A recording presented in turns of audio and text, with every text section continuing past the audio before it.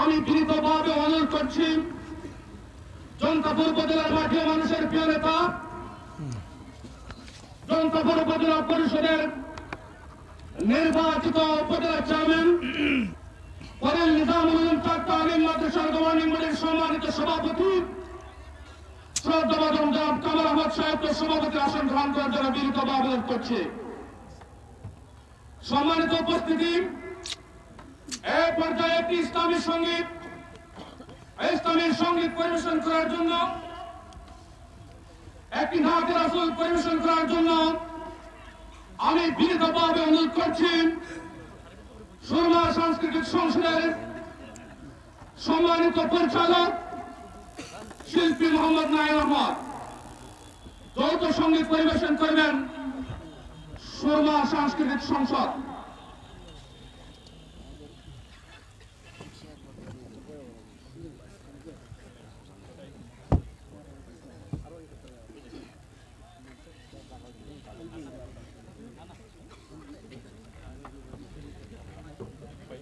আল্লাহ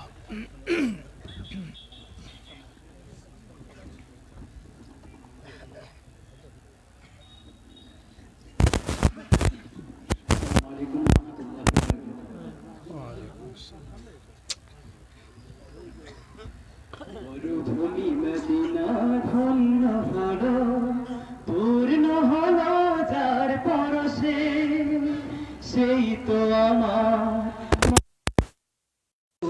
যার নাম ভাসে সদা রসে যার নাম ভাসে সদা রসে মরুভূমি মদিনা ধন্য হলো পূর্ণ হলো যার পরশে সেই তো আমার মহান পুরুষ যার নাম ভাসে সদা রসে যার নাম ভাসে সদা রসে সুবহে সাদিক এলো জ্বলল বাতি নামলো ধরার বুকে নূরের জ্যোতি সুবহে সাদিক এলো জ্বলল বাতি নামলো ধরার বুকে নূরের জ্যোতি সেই জ্যোতিতে ভুবন হলো উজ্জ্বল ভাঙল তিনি ঘোর মালিশা দিনের আলোতে ধরা জাগলো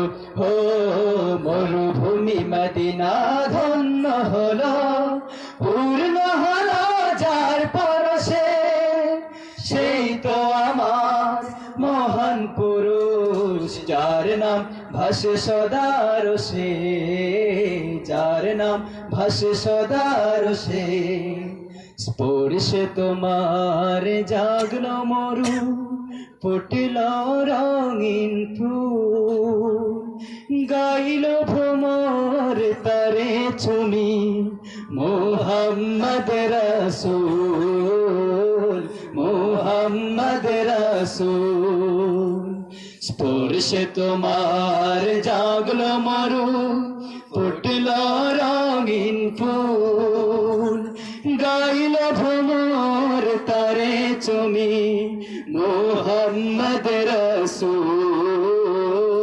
মোহাম্মদ রাসূল বিশ্ববাসী পেল শ্রেষ্ঠ নেতা ঘুচল তাদের সব দুঃখ ব্যথা বিশ্ববাসী পেল শ্রেষ্ঠ নেতা ঘুচল তাদের সব দুঃখ ব্যথা তার নামে হয় জীবন হলো সফল ফিরে পেল ফেরালো দিশা পাপি তাপির ভুল ভাঙলো হো মরুভূমি মদিনা ধন্য হলো পূর্ণ হলো যার পরশে সেই তো আমার মহান পুরুষ যার নাম ভাসে সদা রসে যার নাম ভাসে সদা রসে যার নাম ভাসে সদা রসে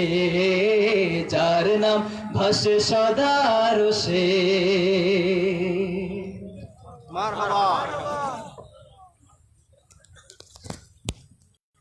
ধন্যবাদ। সুরমা সুরমা সাংস্কৃতিক সংসদের প্রিয় শিল্পী ভাইদের অত্যন্ত সুললিত কণ্ঠে ইসলামী সঙ্গীত পরিবেশনের জন্য মাহফিলের পক্ষ থেকে মুবারকবাদ জানাচ্ছি। সম্মানিত হাজির মাজলিস, এ পর্যায়ে মানবতার মুক্তির সনদ মহাগ্রন্থ আল কোরআন থেকে তাফসীর পেশ করার জন্য সবিনয় অনুরোধ করছি ঐতিহ্যবাহী বিদ্যাপীঠ করিল নিজামুল উলুম চাকদা আলিম মাদ্রাসার ৫৪তম ওয়াজ মাহফিলের সম্মানিত প্রধান আকর্ষণ, প্রধান মেহমান, রাবায়তায়ে আলম আল ইসলামিয়া সৌদি আরবের সম্মানিত সদস্য, এটিএন টিভির সম্মানিত ভাষ্যকার, আজকের এই মহৎ মাহফিলের সম্মানিত প্রধান মুফাসসির, বিশ্ব জননন্দিত মুফাসসির কোরআন, আমাদের প্রাণ শ্রদ্ধেয় জনাব আল্লামা সৈয়দ কামাল উদ্দিন আব্দুল্লাহ জাফরি সাহেব রাহিমাহুল্লাহকে, মাদ্রাসাতুল আলীকে মহাগ্রন্থ আল কোরআন থেকে তাফসীর পেশ করার জন্য বিনীতভাবে অনুরোধ করছি।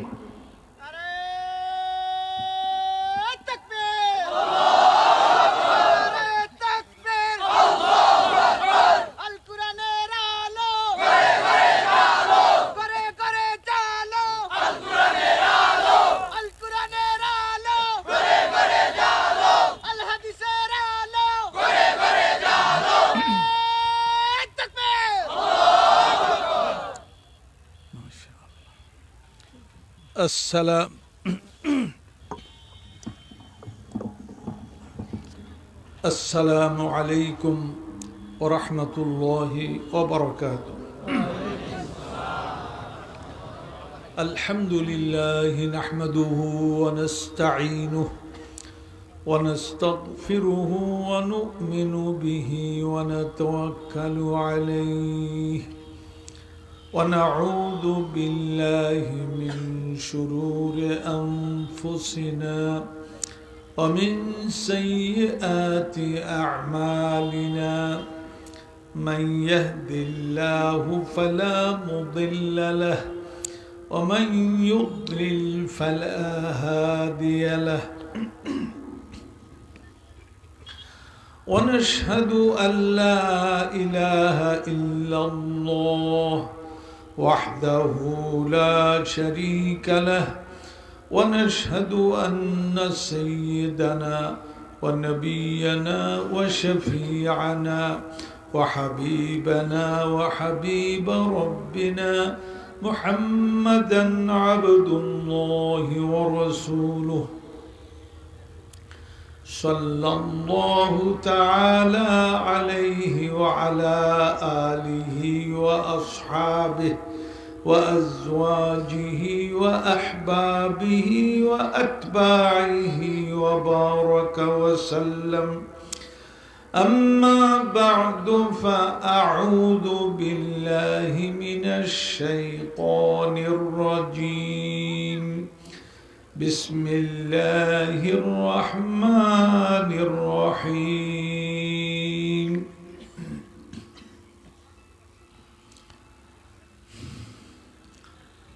أن أقيموا الدين ولا تتفرقوا فيه. صدق الله العظيم. جناب সভাপতি, হাদারাত উলামা, সম্মানিত সুধী, সমবেত বেরাদারান ইসলাম, তরুণ কিশোর আমাদের ছেলেরা, পর্দার আড়ালে শ্রবণরত আমাদের মায়েরা, বোনেরা, মেয়েরা, আমি আল্লাহ সুবহানাহু ওয়া তাআলার মহান দরবারে শুকরগুজার হচ্ছি যে তিনি সম্ভবত আমার জীবনের এই প্রথমবারে আজকের এই সুন্দর আয়োজন তথা খরিল নিজামুল উলুম আলিম মাদ্রাসার জৈন্তাপুরের এই 15 54তম এই সভায় আজকে মাগরিবের পরে নুরানি পরিবেশে আপনাদের সাথে আমাকে মিলিত হবার তৌফিক দিলেন।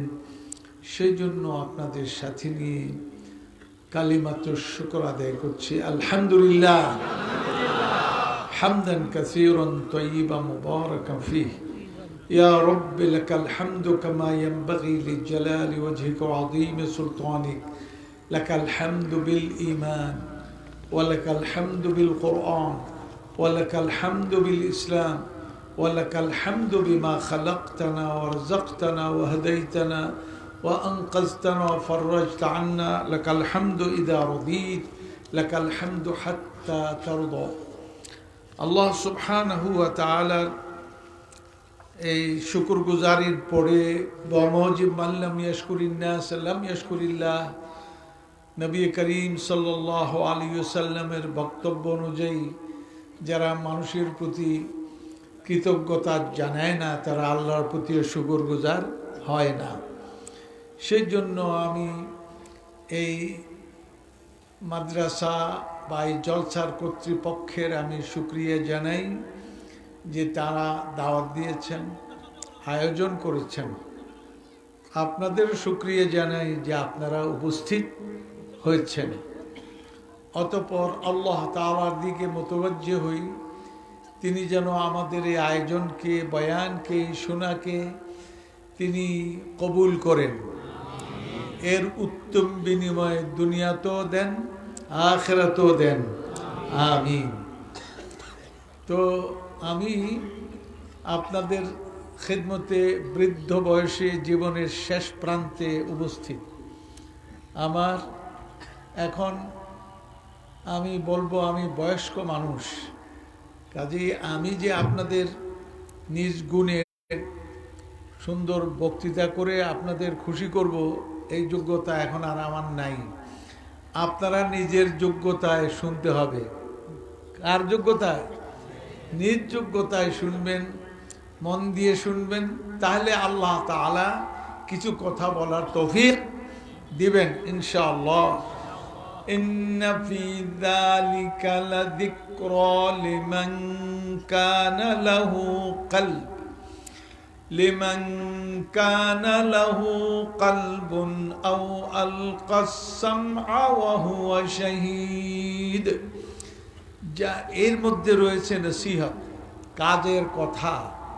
কার জন্য? প্রত্যেকের জন্য না। লিমান কানা লাহু কলব, যার কি আছে? কলব আছে, যার মনটা সজাগ আছে, জীবন্ত প্রাণবন্ত আছে, যে মন দিয়ে শুনে। আও আলকাস সামআ ওয়া হুয়া শাহীদ। আর যদি মনটা নষ্ট হয়েই থাকে, নানান কারণে নষ্ট হয়, তাহলে কি আছে? এ কান আছে, এই কান দিয়ে শুনতে হবে। তবে শর্ত লাগানো হয়েছে, কানটা এইখানে ফেলে রাখতে হবে। কোন কোন জায়গায়? এই ওয়াজের দিকে ফেলে রাখতে হবে। এই যে কান ফেলে দিলাম। আও আলকাস সামআ ওয়া হুয়া শাহীদ, নিজেরে উপস্থিত রাখতে হবে। কান এখানে, আপনি থাকবেন ওইখানে, তাহলে হবে না, আপনাকেও এখানে থাকতে হবে। বলে কেমন করে? এই জন্য যে এখন রাত আবার অনেক হয়ে গেলে আমার বেগম আবার কি বলবে যে এত রাত্রে কই আছে না আছে। তাহলে আপনি আপনার কান এখানে, আপনি হলো বেগমের কাছে, কাজেই ডিভাইডেড অবস্থায় কাজ হবে না। আপনার মনে মনে চিন্তা করেন, গরু ছাগলগুলো বাইরে রেখে আসছি, আমি গোয়ালের ঢোকাই নাই, এই চিন্তা করলে আপনি আপনার কান এখানে, আপনি কিন্তু কোনখানে? ও গরু ছাগলের কাছে। কাজেই আপনিও থাকবেন, আপনার মনটা, যে মনটা অসুস্থ মরা, ওই মনটাকে নিয়ে উপস্থিত থাকতে হবে। তাহলে এটা চিকিৎসা হবে, আল্লাহ করবেন। কে করবেন? অনুনাজ্জিলু মিনাল কুরআনি মা হুয়া শিফা। এই যে কোরআন নাজিল করলাম, এটা আসলে এটা হলো শিফা, রোগ মুক্তি। এটা আবার রোগেরও কি করে? চিকিৎসা করে। অতএব এই চিকিৎসা নিতে গেলে মনটাকে উপস্থিত রেখে শুনতে হবে, তা না হলে আম আলা কুলুবিহিম আকফালুহা, তাদের দিলের উপরে কি তালা মারা আছে? আল্লাহ বলছেন তালা খুলতে গেলে এই মরা দিল নিয়ে কান সজাগ রেখে নিজকে উপস্থিত রেখে শুনলে ইনশাআল্লাহ আমার বাণী না, কোরআনের বাণী। কার বাণী? কোরআনের বাণী আপনার মন মগজে গিয়ে এক সময় তালাটা খুলে দিবে, কপাটটা খুলে দিবে। আল্লাহ তৌফিক আমাদের দান করুন, আমিন। আমি এক আয়াতের অংশ বিশেষ তেলাওয়াত করছি, তার মানির তর্জমা কি? আন আকিমুদ্দিন, তোমরা সবাই দিনকে কায়েম রাখো। দিনকে কি রাখো? কায়েম করো, কায়েম রাখো। ওলা তাতাফাররাকু ফি, এর মধ্যে বিভিন্ন কথা কইও না, একদল পক্ষে একদল পক্ষে এরকম হইও না। কথা কি বুঝে আসছে? এই কথার মধ্যে সবাই কি থাকো? একমত থাকো এবং দিনকে কায়েম রাখো। এখন দিন কায়েম করবে কারা? কাদেরকে বলা হচ্ছে? তো বলা হচ্ছে মান আকামাস সালাহ ফাকাত আকামাদ দিন, যে দিন সে সালাত কায়েম করে, নামাজকে কায়েম করে, সে দিনকে কায়েম করে। সুবহানাল্লাহ। ফাকাত আকামাদ দিন, সেনি দিনকে কায়েম করলো।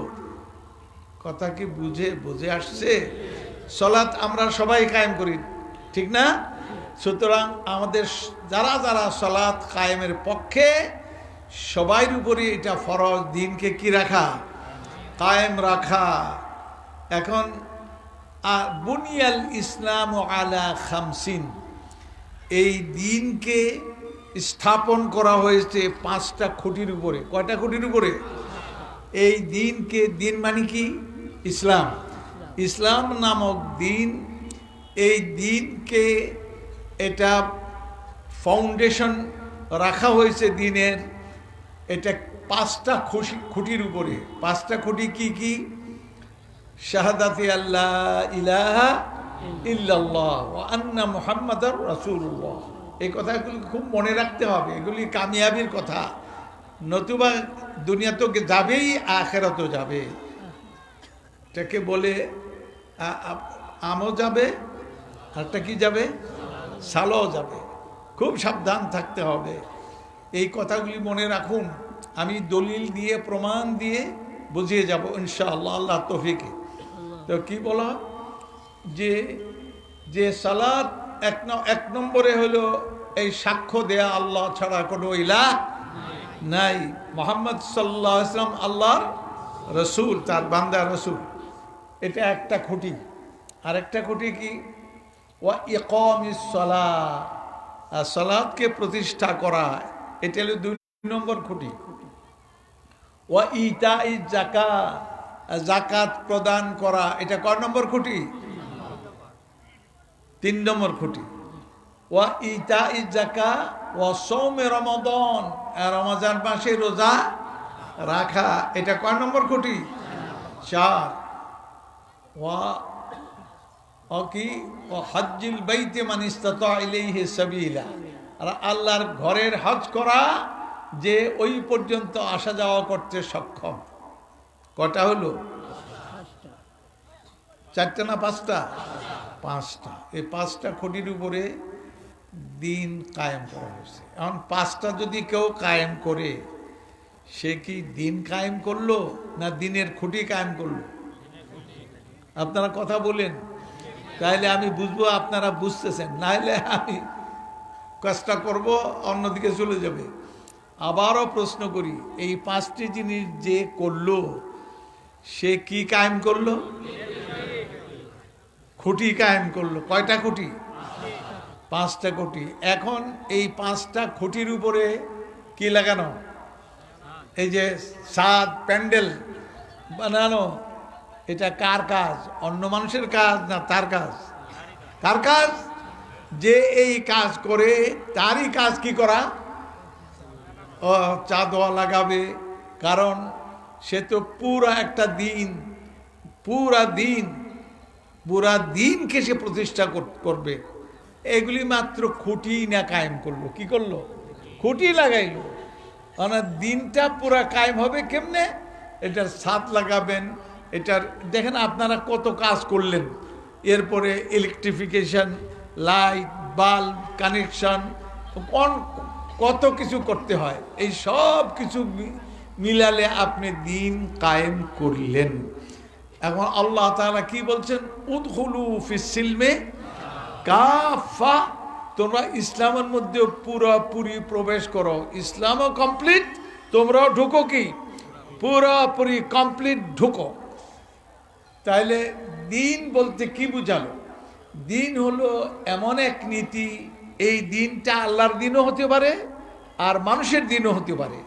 এমন এক নীতি যেই নীতির আন্ডারে ব্যক্তি, খুব খেয়াল করেন, ব্যক্তিগত জীবন,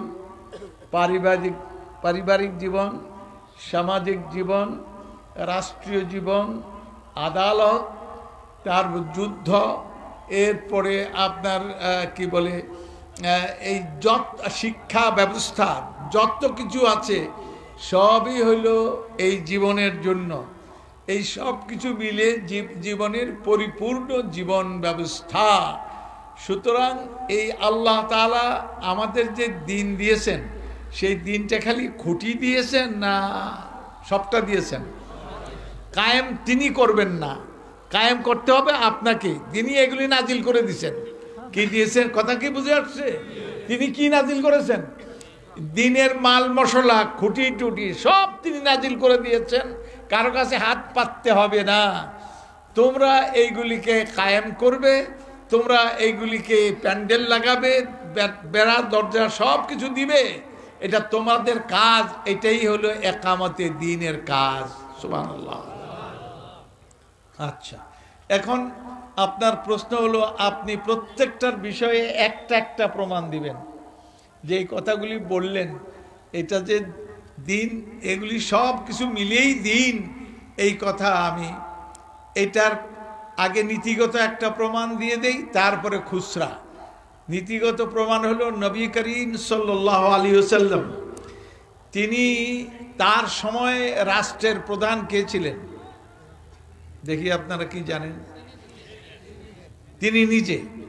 তার সময় যুদ্ধের মাঠে জেনারেল কে ছিলেন? নিজে। আদালতে প্রধান বিচারপতি কে ছিলেন? নিজে। মসজিদে খতিব কে ছিলেন? নিজেই। আর শিক্ষা, তিনি যে শিক্ষা দিতেন, শিক্ষার প্রধান হেড কে ছিলেন? তিনি নিজে। তাহলে কোন জায়গায় এমন দেখলেন যেখানে তার উপস্থিতি নেই? তো তিনি যে এগুলি করলেন, এটা কি নিজের মগজ অনুযায়ী করলেন না আল্লাহ তাআলার হুকুম অনুযায়ী করলেন? আল্লাহ তাআলার দিন যে তিনি তার উপরে নাজিল করেছেন, সেইগুলো তিনি সমাজে প্রতিষ্ঠা করলেন। এই প্রতিষ্ঠা করার, আমি পরবর্তী পর্যায়ে আসছি খুচরা কথায়। এই প্রতিষ্ঠা করার পরে সমাজের অবস্থা কি হইল? তখন পৃথিবীতে দুইটা পরাশক্তি ছিল, দুইটা। যেমন আজকের পরাশক্তি কি কি? একটা রাশিয়ান আর একটা আমেরিকান। এখন মাঝখানে চীন আবার মাথা তুলতেছে। তো যাই হোক, ওই সময় দুটা পরাশক্তি ছিল, একটা ছিল রোমান আর একটা ছিল পার্সিয়ান। কথা বুঝতে পারছেন? পারস্যকে কেন্দ্র করে একটা অংশ, আর একটা অংশ রোমদের কেন্দ্র করে। আরবদের কোনো, এরা ছিল ওই বকরির তৃতীয় বাচ্চা। বকরির কয় নম্বর বাচ্চা? তৃতীয় বাচ্চা। লাফালাফি করে কাজে চিতিয়ে পড়ে, মাঝে মাঝে একটু টান দেয়, এরপরে শুকিয়ে শুকিয়ে সারা। এটা তৃতীয় বাচ্চার মতো এদের কোনো হিসাবে ছিল না। কিন্তু আল্লাহ তাআলা এই পৃথিবীকে শাসন করার জন্য, সুন্দর করার জন্য, মানব জীবনকে সুন্দর করার জন্য আল্লাহ সিলেক্ট করলেন, বাছাই করলেন কাদেরকে? ওই আরবদেরকে। দুর্বলদেরকে বাছাই করে তারা ছিলেন কূপের তলায়, আর ওরা ছিল কূপের দুই পারে। কূপের দুই পারে ছিল। আর এই কোরআন উপর থেকে ওয়াতাসিমু বিহাবলিল্লাহি জামিআ, উপর থেকে কোরআন নামক দড়ি আল্লাহ তাআলা নামিয়ে দিলেন তাদের। তারা কোন কোন জায়গায় ছিল আবার বলেন? কূপের তলায়। ওইখানে দড়ি নামলো, তাদেরকে বলা ওয়াতাসিমু বিহাবলিল্লাহি জামিআ, তোমরা সবাই আল্লাহর রজ্জুকে সবাই মিলে ধরো। সুতরাং তারা ধরলেন, আর উপর থেকে টান দেয়া হলো। টান দিলেন কে? আল্লাহ। যখন টান দিলেন, তারা তো শুধু কূপের উপরে উঠলেন না, বরং তারা পার্সিয়ানদের, রোমানদের উপর তারা উঠে গেলেন। দুটা পরাশক্তিকে পর্যদস্ত করা হলো, আর আরবরা সবার উপরে চলে গেল। সুবহানাল্লাহ। তাহলে এটা কি শুধু মুখের কথা না বাস্তবে ছিল? বাস্তবে ছিল, বাস্তবে ছিল। সুবহানাল্লাহ। এবার দেখেন জাকাত নিয়ে একটা প্রশ্ন। জাকাত, এখন তো জাকাত যে ইচ্ছা দেয় আর যার ইচ্ছা না দেয়, এটা কেন ধরাধরি আছে? কিন্তু না, রাষ্ট্র নামক যে প্রতিষ্ঠান, তার উপরে এটা ফরজ, জাকাত কি করবে? কালেক্ট করবে। কারণ আল্লাহ তাআলা বলছেন, খুয মিন আমওয়ালিহিম সাদাকাহ তুতাহিরহুম ওয়া তুযাক্কিহিম বিহা ওয়া সাল্লি আলাইহিম ইন্না সালাতাকা সাকানুল লাহুম। সুবহানাল্লাহ। তরজমাটা শুনেন। হে রাসূল, তুমি তাদের মানে বড়দের, যারা জাকাত দিতে পারে, তাদের মাল থেকে সাদাকা অর্থাৎ জাকাত কালেক্ট করে নাও, আদায় করে নাও। খুদ, অর্ডার, ল। এই লটা ফরজ। লটা কি? খুদ মিন আমওয়ালিহিম সাদাকা। তো কি করবা? তুতাহিরহুম, তাদেরকে তুমি পরিচ্ছন্ন করবে। ও তুযাক্কিহিম বিহা, এবং তাদেরকে উন্নীত করবে। জাকাতের আরেক অর্থ হল উন্নীত করা, উন্নীত করবে। ওয়া সাল্লি আলাইহিম, আর তুমি তাদের উপরে দুরূদ পাঠ করবে। আমরা দুরূদ পাঠ করি কার উপরে? নবী সাল্লাল্লাহু আলাইহি ওয়াসাল্লাম। আমাদেরকে সল্লু আলাইহি, তোমরা সবাই দুরূদ পাঠ করো কার উপরে? নবীর উপরে। নবীকে আল্লাহ কি বলেন শুনুন, ওয়া সাল্লি আলাইহিম, তুমিও দুরূদ পাঠ করো। যারা যাকাত তোমার হাতে দিয়ে যাবে, তাদের উপরে দুরূদ পাঠ করো। আমার উপরে যেমন ফরজ, নবীর উপরও ফরজ। এটা একতরফা নয়। ও সাল্লি আলাইহিম, কারণ তুমি যখন তাদের উপরে দুরূদ পাঠ করবে, সাল্লি ইন্না সালাতাকা সাকানুন লাহুম, তোমার এই দুরূদ পাঠ তাদের জন্য প্রশান্তির বিষয় হবে। কিসের বিষয় হবে? প্রশান্তির বিষয় হবে। এই জন্য নবী সাল্লাল্লাহু আলাইহি ওয়াসাল্লামের কাছে যাকাত দিয়ে যেত, তিনি বলতেন, আল্লাহুম্মা সাল্লি আলা ফুলান ইবনি ফুলান, আয় আল্লাহ, অমুকের বেটা অমুকের উপরে আপনি দুরূদ, আপনি কি করেন? রহমত নাজিল করেন। আমাদের মতো ভাষায় তিনি বলতেন, আল্লাহুম্মা সাল্লি আলা ফুলান ইবনে ফুলান, ফলানার ছেলে ফলানের উপরে আপনি কি করেন? রহমত নাজিল করেন। আর আল্লাহ তাআলা আগেই গ্যারান্টি দিয়েছেন, ইন্না সালাতাকা সাকানুল লাহুম, তুমি দুরূদ পাঠ করবা, এদিক দিয়ে দোয়া করবা, আর আমার কাজ হলো তাদের জন্য উপরে প্রশান্তি নাজিল করে দিব। আচ্ছা, তো নবী করিম সাল্লাল্লাহু আলাইহি ওয়াসাল্লাম তিনি যাকাত ব্যবস্থা করলেন। তিনি দুনিয়া থেকে চলে গেলেন। চলে যাওয়ার পরে ক্ষমতায় কে আসলেন? কে বলেন? কে না?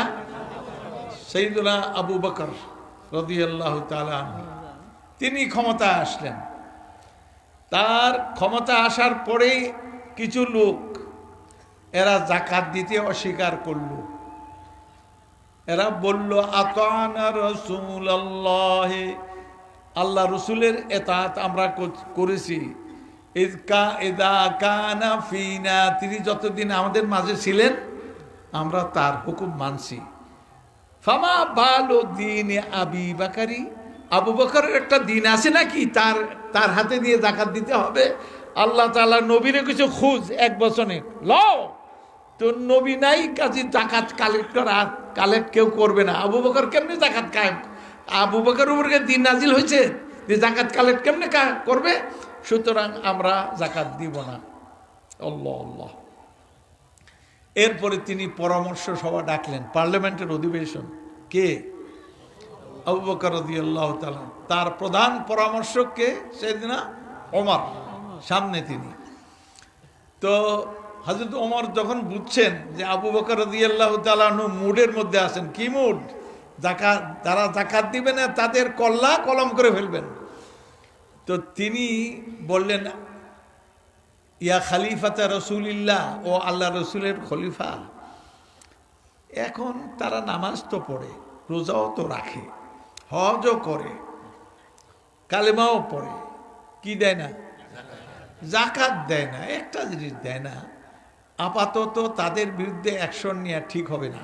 কারণ নবী সাল্লাল্লাহু আলাইহি ওয়াসাল্লাম মাত্র আমাদের থেকে বিদায় নিয়েছেন, আশপাশে রোমানরা আর পার্সিয়ানরা ঐক্যবদ্ধ আছে, আর সুবিধা পেলেই আমাদের উপরে ঐক্যবদ্ধভাবে কি করবে? হামলা করবে। অতএব আমরা যদি নিজেরা মারামারিতে লিপ্ত হই, ওরা এই সুযোগে সিভিল ওয়ার হবে, ঢুকে পড়বে। তিনি যেই এই কথা বললেন, হযরত আবু বকর রাদিয়াল্লাহু তাআলা বৃদ্ধ বয়সে গর্জে উঠলেন সিংহের মতো। এরপর খপ করে হযরতে ওমরের দাড়িগুলি দুই হাতে ধরলেন। অকানা ওমর আযীম আল লাহিয়া, হযরত ওমরের দাড়িগুলি ছিল বড়। খপ করে ধরছে, ধরিয়া কয়, তোমার মায় তোমাকে হারিয়ে ফেলুক, আল্লাহি, খুব তার ভাষা শুনুন, আল্লাহি লাউ মানাউনি ইকালান কানু ইউআদ্দুনাহু ইলা রাসূলিল্লাহি সাল্লাল্লাহু আলাইহি ওয়াসাল্লাম লাউকাতিলান্নাহুম আলা মানই। আল্লাহর কসম খেয়ে বললাম, আমার তারা তো যাকাত না দেয়া তো দূরের কথা, যাকাত না দেয়া তো দূরের কথা, নবী সাল্লাল্লাহু আলাইহি ওয়াসাল্লামের সামনে তারা যাকাতের মাল হিসাবে উট, ছাগল, গরু নিয়ে আসতো। নবী সাল্লাল্লাহু আলাইহি ওয়াসাল্লামকে তার সামনে পেশ করত, এর সঙ্গে দড়িও দিত। কি দিত? উটের সঙ্গে উটের দড়ি, ছাগলের সঙ্গে ছাগল, গরুর সঙ্গে গরুর দড়ি দিত। আমার সময়ে আজকে যদি উট আর ওই ছাগল আর ভেড়া আর গরু সব দেয়, দিয়ে কয় দড়িটা দিব না, দড়িটা যদি না দেয়, আল্লাহর কসম এই দড়িটা না দেওয়ার কারণে যাদের বিরুদ্ধে আমি যুদ্ধ ঘোষণা করব। কেমন শক্ত ছিলেন হযরত ওমর। একটু দেরি করেন নাই, তিনি বুঝছেন যে বুড়ো হইল, কর্মে তরুণ। তিনি তখন বললেন, আল্লাহ তাআলা আবু বকরের ওমরকে, আবু বকরের সিনাকে কি করেছেন? মজবুত করে দিয়েছেন। হ্যাঁ, সুতরাং আমি আমার কথা প্রত্যাহার করলাম, আপনারটাই চলবে। হযরত আবু বকর যুদ্ধ ঘোষণা করলেন, ইয়ামামার যুদ্ধ। সেখানে ঘোষণা করলেন, যারা যাকাত দিতে রাজি হলো তাদেরকে মাফ করে দিলেন, আর যারা রাজি হলো না তাদের মাথা কলম করে দিলেন। এই সম্পর্কে পশ্চিমা এক ঐতিহাসিক, তার নামটা ভুলে গেছি, উনি বলছেন, যদি আবু বকর সেদিন যাকাত না দেয়া, যারা দেয় না তাদের সঙ্গে আপোষ করতেন, এরপরে আর কোনো খলিফার ক্ষমতা ছিল না এটাকে আবার কায়েম করতে। ইসলামের একটা পিলার কাটিয়ে পড়ছে তো পড়ছে। সুতরাং এটা হযরত আবু বকর রাদিয়াল্লাহু তাআলা আনহু একটু আপোষ করলেন না। এটা কে কায়েম রাখলেন? হযরত ওমর। এটা কি ব্যক্তিগতভাবে না রাষ্ট্রীয় পক্ষে? রাষ্ট্রীয় ক্ষমতা। কারণ এই যাকাত কাদের হক? 8 প্রকার লোকের হক। এরা গরিব, মিসকিন, যারা ঋণে ঝরঝরিত, এই সমস্ত লোকগুলো, এগুলি নির্ধারণ করে দেওয়া হয়েছে কোরআনে, এদেরকে দিবে। এর মধ্যে অমুসলিম ও মুসলমানদের দেশে আছে কি নাই? আছে। তো ওই সমস্ত অমুসলিমকেও দেয়া জায়েজ। যাদেরকে যাকাতের মালটা দিলে তারা ইসলামের সৌন্দর্য দেখে ইসলাম কবুল করবে, তাহলে তাদেরকে দেয়াটা কি জায়েজ। আর বাকি যারা আছে অমুসলিম, গরিব, তাদের জন্য আছে আবার ট্যাক্স আছে। সেই ট্যাক্স থেকে ট্যাক্স পাবে, ট্যাক্স থেকে তাদেরকে কি দিবে, সেখান থেকে তাদের সহযোগিতা করবে। ইসলামী রাষ্ট্রে সকল মানুষের অধিকার, মুসলিম অমুসলিম। এইবার অমুসলিমের কথা শুনে নেন। সাইয়েদনা ওমর রাদিয়াল্লাহু তাআলা আনহুর শাসন আমলে তিনি কোথায় গেলেন? তাবুক কোথায়? মদিনা থেকে উত্তর দিকে তাবুক, ইসরায়েলের কাছে বর্ডারে। তো তাবুক গেলেন তিনি। তাবুক দেখতে গেলেন, এমন সময় লক্ষ্য করলেন রাআ ইয়াহুদিয়ান ইয়াতাকাফফাফুন নাস, তিনি এক বুড়া ইহুদিরে দেখলেন মানুষের কাছে কি পাতে? হাত পাততেছে, ভিক্ষা করতেছে। হযরত ওমর অবাক হলেন, ভিক্ষা বৃত্তি আমাদের সমাজে এটা কেমন করে সম্ভব? তো লোকটাকে ডাকলেন, কাছে আসার পরে তুমি মানুষের কাছে হাত পাতো কেন? কয় যে আমি মুমিনিন, আমি তো যখন তরুণ ছিলাম কামাই করছি, দেশের জন্য দশের জন্য কামাই করছি, এখন বুড়ো হয়ে গেছি, আমার কেউ নাই, আমার দেখার কেউ নাই, এই জন্য আমি ভিক্ষা করছি। হযরত ওমর বললেন যে তোমার উপরে আসলেই আমরা জুলুম করলাম, যে তোমার খবর রাখি নাই। এরপরে তিনি ওইখানেই চিঠি লিখলেন, ওই জায়গায় বসেই চিঠি লিখলেন। কার কাছে? বাইতুল মালের গভর্নর, কেন্দ্রীয় ব্যাংকের গভর্নরের কাছে চিঠি লিখলেন। তার ভাষায় শুনুন, ইবহাস আন হাযা ওয়া আমসালিহি ওয়া আজরি আলাইহিম রিজকান মুস্তামিরান মিন বাইতুল মাল। হে বাইতুল মালের গভর্নর, তুমি এই ধরনের বুড়া দুরা ভাঙ্গাচুরা ইহুদি মুসলিম খ্রিস্টান যাই হোক না কেন, বুড়া মানুষ পাইলেই হলো, তাদের লিস্টি তৈরি করো, তাদের ফাইল ওয়ার্ক করো। ওয়া আজরি আলাইহিম রিজকান মুস্তামিরান মিন বাইতুল মাল, আর নিয়মিত ভাতা চালু করে দাও, মাসিক ভাতা চালু করে দাও বাইতুল মাল থেকে। সুবহানাল্লাহ। সুতরাং কি দেখলেন? এই লোকটা কি ইহুদি ছিল না মুসলমান ছিল? সুতরাং সাম্প্রদায়িকতা কি ইসলামে আছে? কাজেই দিন কায়েমের কথা প্রশ্ন তুললে কিছু মানুষ পড়ালেখা জানে না, চট করে বলে সাম্প্রদায় না। দিন তো সকলের জন্য। দিন কি? সকলের জন্য। দিনের কল্যাণ সবাই পাবে। অমুসলিমরাও ইসলামী রাষ্ট্রে তাদের অধিকার থাকবে। সুতরাং ইহুদি এটা দেখা হবে না সে কি মুসলিম না অমুসলিম, সে বুড়ো হইল, হ্যাঁ আজরি আলাইহিম জারি করে দাও মিন বাইতুল মাল রিজকান মুস্তামিরান, নিয়মিত ভাতা। আচ্ছা, এটা গেল বুড়া, ইহুদি বুড়া। এরপরে কার শুনেন? হযরত ওমর রাদিয়াল্লাহু তাআলা আনহু রাতের বেলা ঘুরতেছেন, ঘুরতে ঘুরতে একখানে একটা শিশুর কান্না শুনছেন।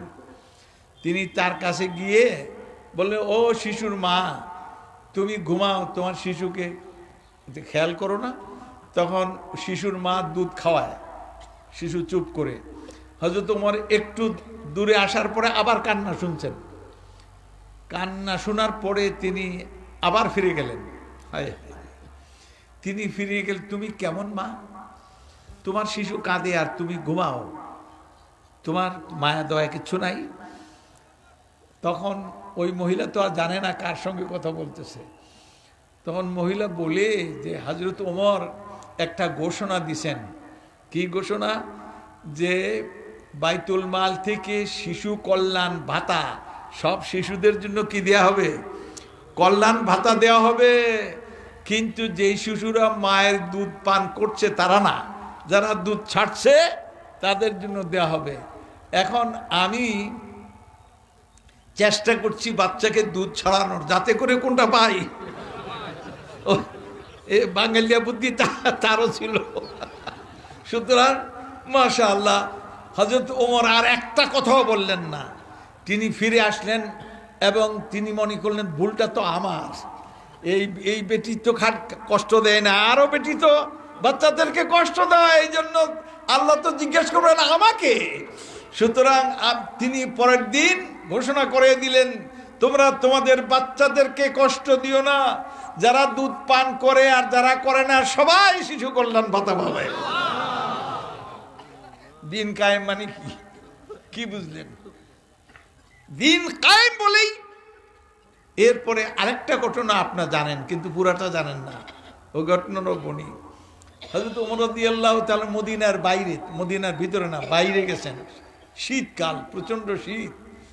এক বেড়ার ফাঁক দিয়া টিম টিম করে কি জ্বলতেছে?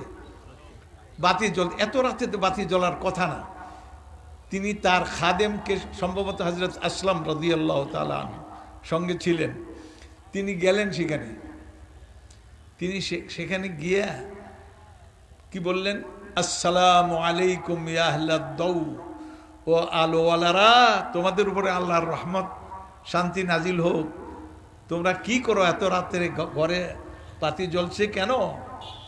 তো দরজা খুললে দেখে গেল এক বিধবা মহিলা তার কয়েকটা বাচ্চা, ছোট বাচ্চাদের নিয়ে তো চুলার উপরে হাঁড়ি বসাইয়া এটার উপরে পাতিল দিয়া পানি নাড়তেছে।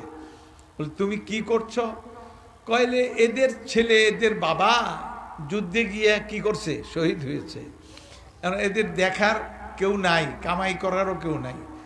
এই ছেলেরা, শিশুরা অভুক্ত। আমি একটু ইতে পাতিলের মধ্যে পানি নাড়ছি, শিশুরা মনে করবে কি হইতেছে, খানা তৈরি হইতেছে। এরপরে অল্প পরে তারা ঘুমিয়ে পড়বে, আমিও হাফ ছেড়ে বাঁচব। হযরত ওমর রাদিয়াল্লাহু তাআলা একটু দেরি করলেন না, চলে আসলেন। এসে তিনি লাকড়ি পর্যন্ত নিলেন, আটা তো নিলেনই, আর খেজুর টেজুর সব নেয়া, এরপরে লাকড়িও নিলেন, নিয়ে বোঝা বাঁধার পরে এরপরে খাদেমকে বলতেছেন, হযরত আসলামকে বলছেন আমার পিঠে উঠিয়ে দাও। হযরত আসলাম বললেন, আমিরুল মুমিনিন আমি কেন? বলে তোমার তো কিয়ামতের দিন আল্লাহ জিজ্ঞেস করবে না, আমারে জিজ্ঞেস করবে। এই শিশুরা না খেয়ে কাঁদছিল, এদের জন্য তোমারে জিজ্ঞেস করবে না, আমার জবাব আমাকে দিতে দাও। সুতরাং তিনি তাকে দিলেন না বোঝাটা। হায় হায় হায় হায়, দিন খায় মানে কি, পিঠে বোঝা নিলেন। এরপরে বহন করে তিনি ওখানে আসলেন। মহিলারা দিলেন রুটি বানাইতে, আটাতে রুটি বানান, খেজুর টেজুর কি কি আছে, নিজে চুলায়, ততক্ষণ চুলা ঠান্ডা, এরপরে চুলায় জাল দিলেন লাকড়ি দিয়ে। ওই ওনার খাদেম বলতেছেন আমি দেখতেছি হযরত ওমর উপর হয়ে চুলার মধ্যে ফু দিচ্ছে, আর ধোঁয়াগুলি ওনার দাড়ির ফাঁক দিয়ে বের হচ্ছে। হযরত ওমর রাদিয়াল্লাহু তাআলা, যার নাম শুনলে পার্সিয়ানরা, রোমানরা থরথর করে কাঁপে, হ্যাঁ, আর সেই ওমর কি করতেছেন, চুলায় ফু দিচ্ছেন। পরে আগুন জ্বালালো হলো, রুটি শেখা হলো, উনি এক পাশে বসলেন। এর বললেন বাচ্চাদেরকে খাওয়ান, তো বুড়ি খাওয়ান। উনি বসে বসে দেখতেছেন। ওনার খাদেম আস্তে আস্তে কানে কানে কয়, আমিরুল মুমিনিন আপনি তো অমুকখানেও যাবেন বলছিলেন, অনেক দূরে, তো আপনি যদি একটা নিয়েই বসে থাকেন তো অন্য জায়গায় যাবেন কেমনে? আমি যে কথাগুলি বললাম উনি যেমন শুনলেনই না, উনি চাইয়ে থাকলেন। এর বাচ্চারা পেট পুরে খেলো। এরপরে যখন শুয়ে পড়লো, তারপরে আল্লাহর হামদ প্রশংসা করলেন, আলহামদুলিল্লাহ, আমি এই বাচ্চাগুলির দেখছিলাম অভুক্ত কান্নায়, আমিও সিদ্ধান্ত নিয়েছিলাম আমি এই বাড়ি ছাড়বো না যতক্ষণ পর্যন্ত কান্নার জায়গায় বাচ্চাগুলি পেট পুরে না খাবে, হাসি খুশি না করবে, খেলাধুলা না করবে, আমি এখান থেকে যাবো না। আমি দেখলাম বাচ্চারা, আল্লাহ হাতে সাক্ষী। সুতরাং এরপরে তিনি যেটা করলেনই, আর মহিলারে পরিচয় দেন নাই, কি বলছে আমি অমুক, এটা পরিচয় দেন নাই। তিনি মহিলারে বললেন, কালকে তুমি আমিরুল মুমিনিন এখানে যেও, ওখানে গেলে আমাকে দেখবে কাছে, তো তোমার জন্য নিয়মিত ভাতার ব্যবস্থা করে দিব, তা তোমার কষ্ট হবে না। এটা হলো একামতের দিন। এটার নাম কি? একামতের দিন। তাহলে আপনি দেখলেন, বুড়া দেখলেন, এরপরে অমুসলিম দেখলেন, শিশুদের দেখলেন, দেখলেন না? দেখলেন না? দেখলেন। সালাত তো কায়েম করতেই হবে, কারণ সালাতে যে আসবে না হয় মুনাফিক, আর না হলে অসুস্থ। না হলে কি? অসুস্থ হয়েছে। যে অসুস্থ সালাতে আসলো না, লোকেরা কি চুপ করে বসে থাকবে? আর তারে নামাজি বাইরে খুঁজে বাইর করবে, সে কোথায় আছে, কেন, তার কি রোগ। সুতরাং তার চিকিৎসার ব্যবস্থা সবাই মিলে করবে, হয়তো কর্তৃপক্ষকে বলবে, নতুবা নিজেরা সহযোগিতা করবে। কারণ হাসরের দিন বিচারে বসিয়া শুধাবে জগৎ স্বামী, তুমি তো আমার করোনায় সেবা রুগ্ন ছিলাম আমি। এটা হাদিসের তর্জমা। বান্দা কিয়ামতের দিন আল্লাহ তাআলার কাছে গিয়ে রহমত চাইবে কিয়ামতের দিন। তখন আল্লাহ কি কয় শুনুন, তিনি কি বলবেন? বান্দা আমার রুগ্ন আছিল। ও তিনি বললেন হাসরের দিন বিচারে বসিয়া শুধাবে জগৎ স্বামী। আল্লাহ বলবেন, কি বলবেন? শুধাবে জগৎ স্বামী, কি একটু আগে বললাম না? আল্লাহ মানে আমি রুগ্ন ছিলাম, তুমি তো আমার সেবা করো নাই। আল্লাহ কি বললেন? আমি পারতাম, ইয়া শাফি আল আমরাদ, হ্যাঁ তুমি আমাদেরকে রোগ মুক্ত করো, তোমারই রোগে ধরছে, এই কথা তো আমার বুঝে আসে না। কহিবে আল্লাহ, বান্দা আমার রুগ্ন আছিল, সে কথা কি মনে আছে? সেবিলে তারে পাইতে আদি তার ফল মোর কাছে। তুমি কি তোমার মনে আছে আমার বান্দা যে রোগাক্রান্ত ছিল, তুমি কি তার সেবা করছো? সেবা করো নাই। যদি তার সেবা করতা তাহলে আমার আল খালকু আয়ালুল্লাহ, সৃষ্টি হলো আল্লাহর পরিবারের সদস্য, তাদেরকে দয়া করা, তাদের চিকিৎসা করা মানে আল্লাহরই চিকিৎসা করা, তুমি আমারই চিকিৎসা করতে। এইভাবে কিয়ামতের দিন আল্লাহ একটা একটা করে জিজ্ঞেস করবেন, আমি রুগ্ন ছিলাম, আমি অভুক্ত ছিলাম। তিনি বলবেন যে আমি ল্যাংটা ছিলাম, আমার কাপড় দাও নাই। বান্দা বলে তোমার আবার কাপড় কেমনে লাগে? আমার বান্দার কাপড় ছিল না, তুমি কি তারে কাপড় দিয়েছিলে? সুতরাং একামতের দিন বলতে কি বুঝছেন আপনারা? এগুলি হলো একামতে দিন। তারপরে শুনুন এবার আল্লাহ তাআলা কি বলেন। আল্লাহ সুবহানাহু ওয়া তাআলা তিনি আমাদেরকে বলছেন, তোমরা দিনকে পরিপূর্ণভাবে উদখুলু ফিস সিলমি কাফা, পুরোপুরি দিনের মধ্যে কায়েম ঢুকো। তো দিনের মধ্যে ঢোকার মানে কি? অর্থাৎ দিন এমন একটা পরিবেশ সৃষ্টি করবে, এমন একটা রাষ্ট্র ব্যবস্থা সৃষ্টি করবে যেটার মধ্যে আমরা সবাই জায়গা পাবো। আমরা কি পাবো? জায়গা, স্থান পাবো, আমাদের অধিকার সেখানে থাকবে। সুতরাং এইখানে আরেকটা হলো, যদি গণতন্ত্র বলেন আপনারা, গণতন্ত্র পশ্চিমা গণতন্ত্রের কথা বলেন, আসলে গণতন্ত্র পশ্চিমারা কি দিছে? আমাদের এখানে যে গণতন্ত্র, সেই গণতন্ত্র কোথাও নাই। আপনি নামাজ পড়তে গেলেন, ইমাম সাহেব কি করলেন? ভুল করলেন। ইমাম হলো পীর, আর পিছনে কে? মুরিদ। তো ইমাম সাহেব কি পড়ছেন? তিনি তাপাতিয়াদা আবি লাহাব পড়লেন। কি পড়েন নাই? কি পড়েন নাই? সূরা ফাতিহা পড়েন নাই, তাপাতিয়াদা পড়ে ফেলছেন। পিছনে যে মুক্তাদি আছে তার মুরিদও, এই মুরিদ কি করবে? পীরের ভুল ধরবে না? ধরবে না? পীর হলে তো খাতায় বুজুর্গান গ্রেফতার, খাতাস, বুজুর্গের ভুল ধরা যায় না। তাহলে আপনার কথা কেমনে টিকলো? মুরিদ আর পীর, পীরের চাইতে বড় মুরিদ, বড় বুজুর্গ আছে কেউ মুরিদের কাছে? মুরিদ যদি না ধরে তাহলে তার নামাজও নাই, পীরের নামাজও নাই। সুতরাং সুবহানাল্লাহ, মুরিদ কি বলবে? সুবহানাল্লাহ। যে সুবহানাল্লাহ বলবে তখন পিসাব, হ্যাঁ কি হয়েছে? ও সূরা ফাতিহা পড়েন নাই উনি। ওই আবু লাহাব নবী সাল্লাল্লাহু আলাইহি ওয়াসাল্লামকে অনেক কষ্ট দিছে, তার বউ অনেক কষ্ট দিছে। সুতরাং এই আবু লাহাবের দুশ্মনির কারণে সূরা ফাতিহা ভুলে গেছে। কথা বুঝতে পারছেন? কয় না না, সূরা ফাতিহা আগে মান কি আল ফাতিহা তো লা সালাতা লিমান লাম ইয়াকরা ফাতিহাতাল কিতাব। যে কিতাবের শুরুতে যে সূরা ফাতিহা আছে এটা না পড়বে তার নামাজ নাই। সুতরাং নামাজ হলো না। তাইলে কাকে ধরা হলো? কাকে ধরা হলো? পীরকে ধরা হলো। গণতন্ত্র কারে কয়? বাক স্বাধীনতা। এটা যে বাক স্বাধীনতা, এখন তিনি বুজুর্গ, তাকে ধরতে হবে। আচ্ছা, এটা তো নামাজের কাতারে, আপনারা বলবেন নামাজের কাতারে। এবার আপনি দেখান দেখি এর উপরে। তাহলে আমি দেখাই, হযরত ওমর খুতবা দিচ্ছেন। কি দিচ্ছেন? খুতবা দিচ্ছেন। তিনি খুতবার মধ্যে কি বললেন?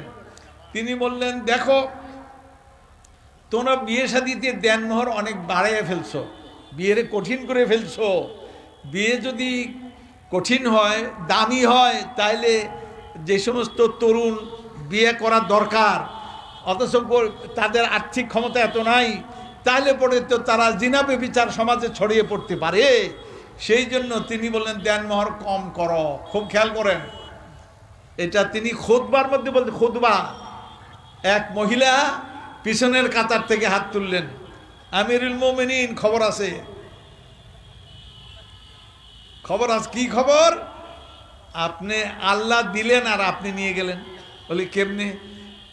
আমার সঙ্গে আপনি পড়েন, সূরায়ে নিসার মধ্যে আল্লাহ কি কইছেন? একটা সূরার নাম কি? সূরায়ে নেসা, মহিলাদের সূরা। সূরাতুর রিজাল আছে নাকি? পুরুষের সূরা আছে মসজিদে কোরআনের মধ্যে? তো অনেকে না জেনে, বুদ্ধিজীবী মার্কা কতগুলি শয়তান টাইপের লোক আছে, পড়া নাই, লেখা নাই, হাফিজুদ্দিন মাস্টার। কয় যে ইসলামের নারীদের অধিকার। আরে একটা সূরা, বিরাট সূরা, যেই সূরার মধ্যে রাজনীতি, অর্থনীতি, রাষ্ট্র পরিচালনা কত কিছু জুড়ে দিয়েছেন আল্লাহ, সূরা নেসা।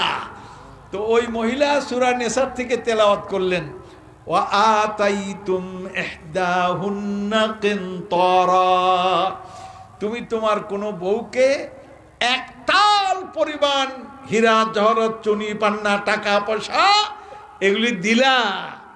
আর যদি তাকে তালাক দাও, তালাক দিলে আমও যাবে, সালাও যাবে, বউ তো যাবেই, এই সঙ্গে এইগুলিও যাবে, এক পয়সাও ফেরত পাবে না।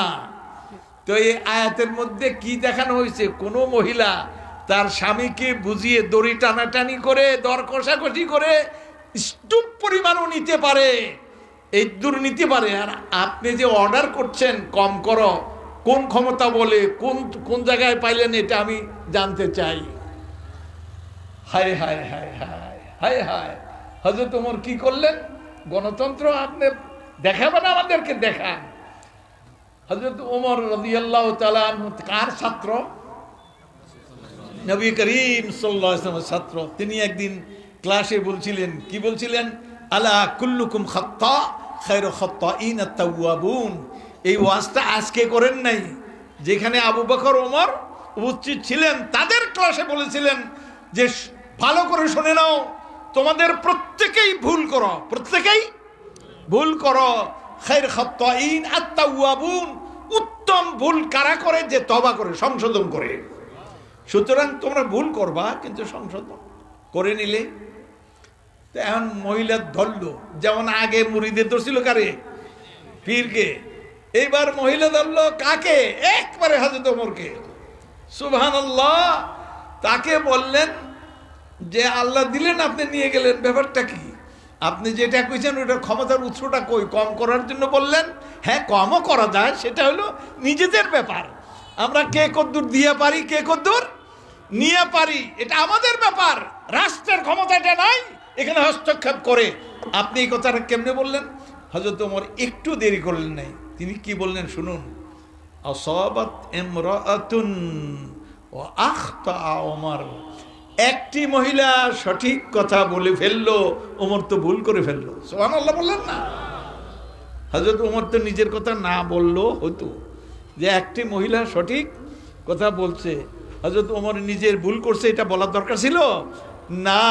ওই যে নবী সাল্লাল্লাহু আলাইহি ওয়াসাল্লাম কুল্লুকুম খাত্তা, তোমার প্রত্যেকেই ভুল করো, এই জন্য স্বীকার করে ফেললেন আমি ভুল করেছি, তুমি মহিলা ঠিক কথা ঠিক বলেছে। সুবহানাল্লাহ। সুতরাং রাষ্ট্রের এখানে ক্ষমতা নাই। এটা এই যে গণতান্ত্রিক এই স্পিরিট, কেমনে বলবো আপনাদের, কেমনে বলবো? এই মিশরটা সৌদি আরবের অনত দূরেই আবার মিশর। তো মিশর দখল করা হয়েছে হযরত ওমরের জমানায়। মিশর দখল করছিলেন এক জেনারেল, ইসলামের যে 4-5 জন বড় জেনারেল, তার মধ্যে একজন হলেন আমর ইবনুল আস। আমর ইবনুল আস তিনি যুদ্ধ করে মিশর দখল করলেন। দখল করার পরে তাকে ওই জায়গায় হযরত ওমর কি বানাইলেন? গভর্নর। তুমি গভর্নর থাকো। তিনি গভর্নর সেখানে। তো একদিন হযরত ওমর রাদিয়াল্লাহু তাআলা আনহু হজের সময় এরকম বৈঠক করছেন। হজের সময় বৈঠক করতেন যে গভর্নরদেরকে তিনি বলতেন হজে আসো, আর প্রত্যেক এলাকা থেকে, প্রত্যেক প্রদেশ থেকে লোকেরা, সাধারণ পাবলিক আসতো। তো তিনি একজন একজন করে গভর্নরের বিচার করতেন ওই পাবলিকের সামনে। এরা এই গভর্নরকে পাঠিয়েছি তোমাদের খেদমত করার জন্য, তোমাদের হক নষ্ট করছে কিনা, তোমাদের জুলুম করছে কিনা, অধিকার নষ্ট করছে কিনা, এটা আজকে আমার কাছে বলো, তোমাদের সামনে বিচার করব। অথচ গভর্নর সেখানে উপস্থিত। তো মিশরীয় গভর্নর ওনার বাম পাশে বসা। এরপরে একজন অভিযোগ করলো যে আমিরুল মুমিনিন, আমি আর ওনার ছেলে, এই গভর্নরের ছেলে, দুইজনে দৌড় প্রতিযোগিতা করছিলাম। দৌড় প্রতিযোগিতায় আমি ফার্স্ট হয়েছি আর ওনার ছেলে পরাজিত হয়েছে। এই পরাজিত হয়ে আমারে কয়েকটা লাগাই দিছে। আমারে কয়, বেটা তুই জানিস না আমি গভর্নরের ছেলে, তুই আমারকে পরাজিত করলি, কয়েকটা লাগাই দিছে। আমি কিন্তু এটার কি পাই নাই, প্রতিশোধ নিতে পারি নাই। হযরত ওমর শুনানি করলেন, বাবা কিন্তু বাম পাশে বসা ওই দাবিদার সামনে। এরপরে ওই ওনার ছেলেও এখানে যে মারছিল। তো শুনানির পরে এটা পরিষ্কার হয়ে গেল যে হ্যাঁ তাকে মারেছে। তো এখন কি করবেন, হযরত ওমরের হাতে একটা ছড়ি ছিল, লাঠি, ওই লাঠিটা দিয়ে দিলেন কার কাছে, ওই মিশরীয় আদিবাসী তার কিপ্তি, তার হাতে দিয়ে বললেন যে এই কটা তোমারে লাগাইছিল ওই কটা এখন লাগাও। সব মানুষ সামনে, গভর্নর এখানে, হযরত ওমর এখানে, ও লাগিয়ে দিল। যে কটা গনে গনে কয়েকটা লাগানোর পরে এরপরে হযরত ওমর খুব জালালের মধ্যে আসলেন, খুব গরম হয়ে গেলেন।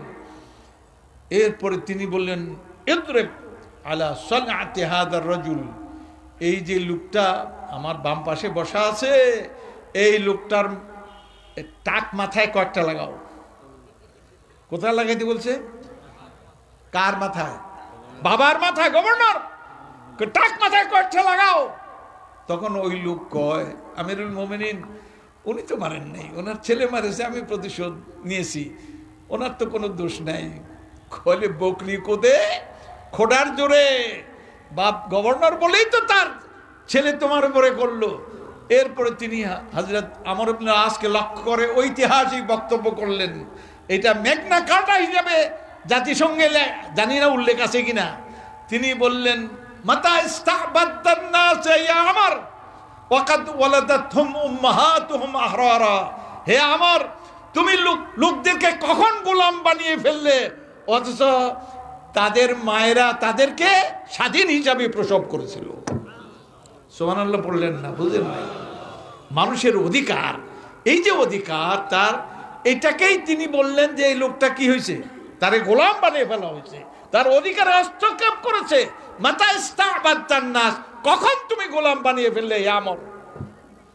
সুতরাং হযরত দিন কায়েম, বুঝতেছেন? দিন কায়েম বুঝলেন? তাহলে এটাও আপনারা শুনলেন। এরপরে আসেন, আমার সব মনে তো থাকে না, বুড়ো হয়ে গেছি।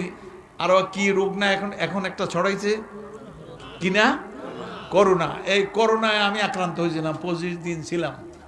কথা বুঝতে পারছেন? এখন থেকে 4 মাস হয়েছে। এই করোনায় আক্রান্ত হওয়ার পরে এখন মতো কথা বলতে, এখন কাটা কাটা কথা, আমি স্মুথলি কথা বলতে পারি না। আমার এটা নাই, স্মুথনেস নাই কথার মধ্যে। তা যাই হোক, আমার সব মনে থাকে না। তো আমার কথা হচ্ছিল এটা যে দিনকে কায়েম করা। তাহলে আপনি শিশু অধিকার দেখলেন, কার অধিকার দেখলেন?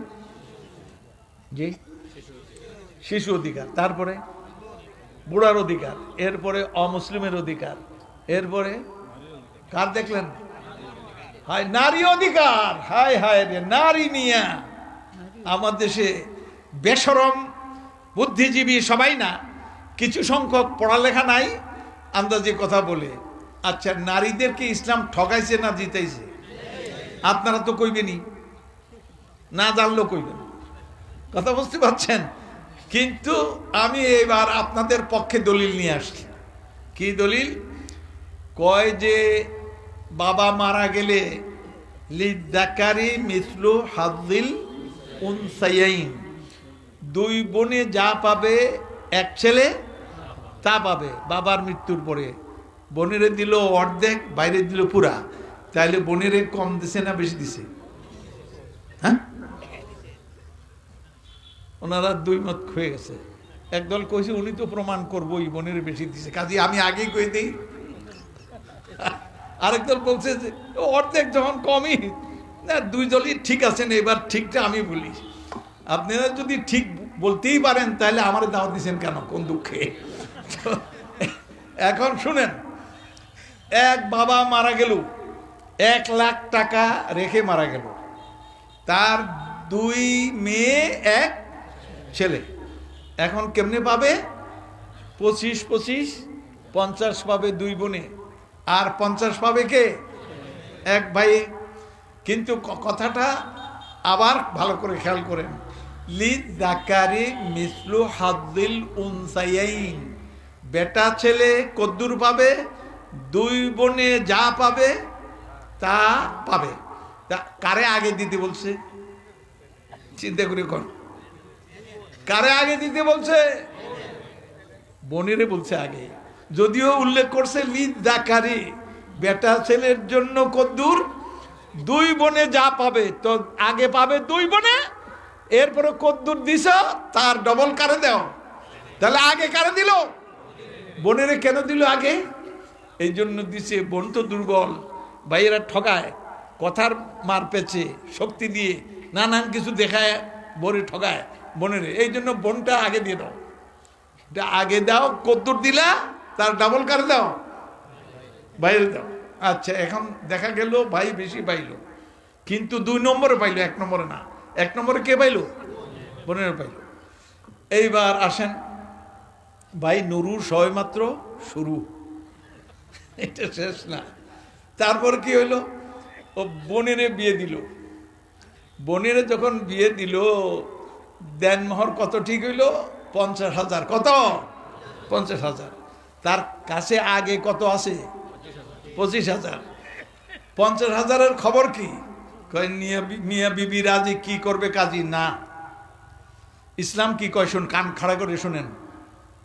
আতু সাদুকাতিহিন্না নিহলা, তাদের সাদাক মানে দেনমোহরকে উইলিংলি, খুশি মনে দিয়ে দাও, চাওয়ার আগে দিয়ে দাও। আল্লাহর অর্ডার। আমরা তো অর্ডারটা জানি না, আমরা খালি আন্দাজি চলি। ওয়াতু দিয়ে দাও সাদুকাতিহিন্না, মহিলাদের সাদাক মানে দেনমোহর, নেহলা খুশি মনে, উইলিংলি। কেমন শুনলেন? তো দিয়ে দিল।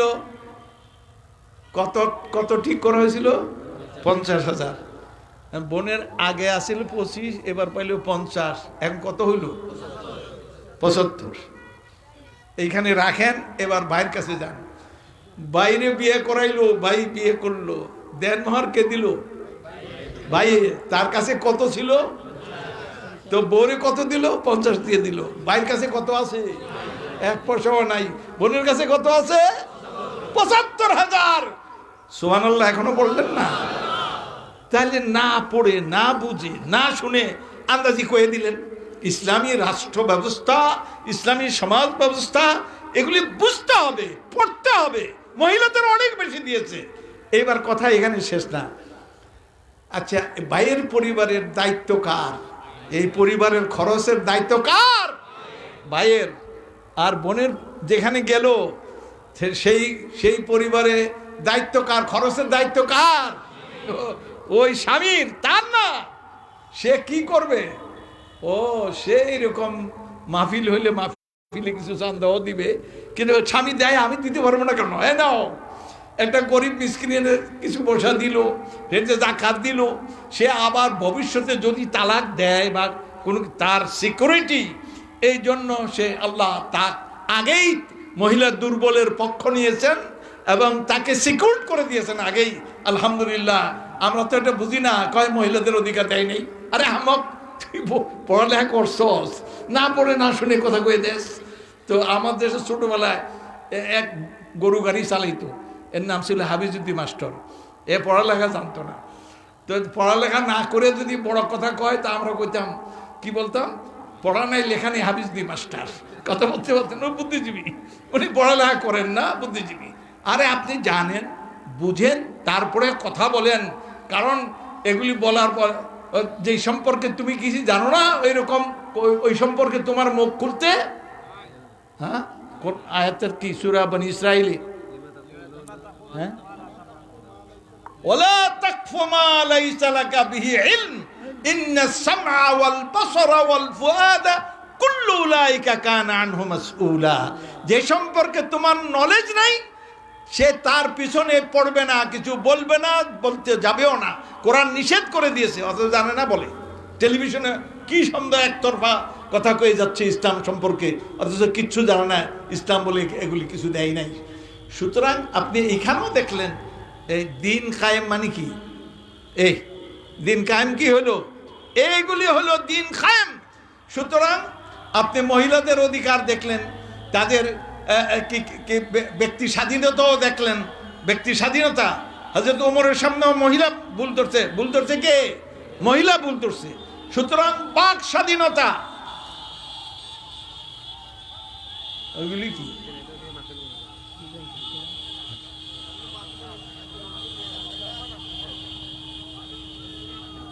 আচ্ছা। তো যাই হোক, এবার এদিকে খেয়াল করেন। তাহলে আপনি বাক স্বাধীনতা বলেন, গণতন্ত্র বলেন, মূল্যবোধ বলেন, মানুষের খেদমত বলেন, এই সমস্ত কিছু ব্যক্তির অধিকার, হযরত ওমরের বক্তব্য, এই সমস্ত কিছু শুনে ইসলাম কায়েম মানে পরিপূর্ণভাবে আজকে আমরা ইসলাম থেকে বঞ্চিত। কেন?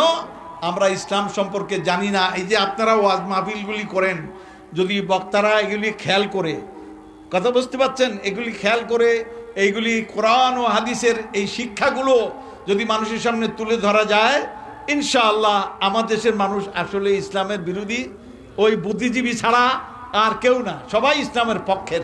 কিন্তু খেয়ারকুম ফিল জাহিলিয়া খেয়ারকুম ফিল ইসলাম ইদা ফাকুহু, যদি বুঝে আসে তাহলে ইসলামের ডান পিঠে, ইসলাম বিরোধী হিসাবে ডান পিঠে, আবার ইসলাম কবুল করার পরও কি ডান পিঠে উত্তম।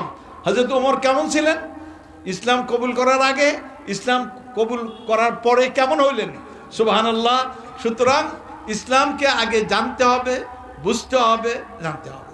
তলাবুল ইলমি ফরিদাতুন আলা কুল্লি মুসলিম, প্রত্যেকটা মুসলিমের উপরে জ্ঞান অর্জন করা কি ফরজ। এটা কি পুরুষের কথা কইছে না নারীর কথাও কইছে?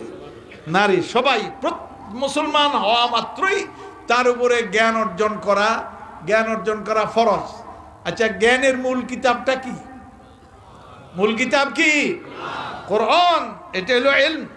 এই কোরআনের নাম হলো ইলম। আল্লাহ তাআলা নবী করিম সাল্লাল্লাহু আলাইহি ওয়াসাল্লামকে বলেন, সুবহানাল্লাহ, তুমি যদি তাদের কথায় কান দাও, তাদের মোতাবেক চলো, বাদা আন জাআকা মিনাল, কি আয়াতটা কি বলা না? আগের শুরুটা করছে কেমন, যে এইটা আমার রোগের কারণে না, তো এগুলি আমার ঠোঁটের উপরে। তো যাই হোক, তিনি বলছেন যদি তুমি তাদের কথায় কান দাও, তোমার কাছে জ্ঞান আসার পরেও, জ্ঞান কোনটা? কোরআন। মালাকা মিনাল্লাহি মিন ওয়ালিয়্যিন ওয়ালা নাসির। ধমকটা শুনেন, নবীরে ধমক দিছেন, আমাদের অবস্থা তো গেছি।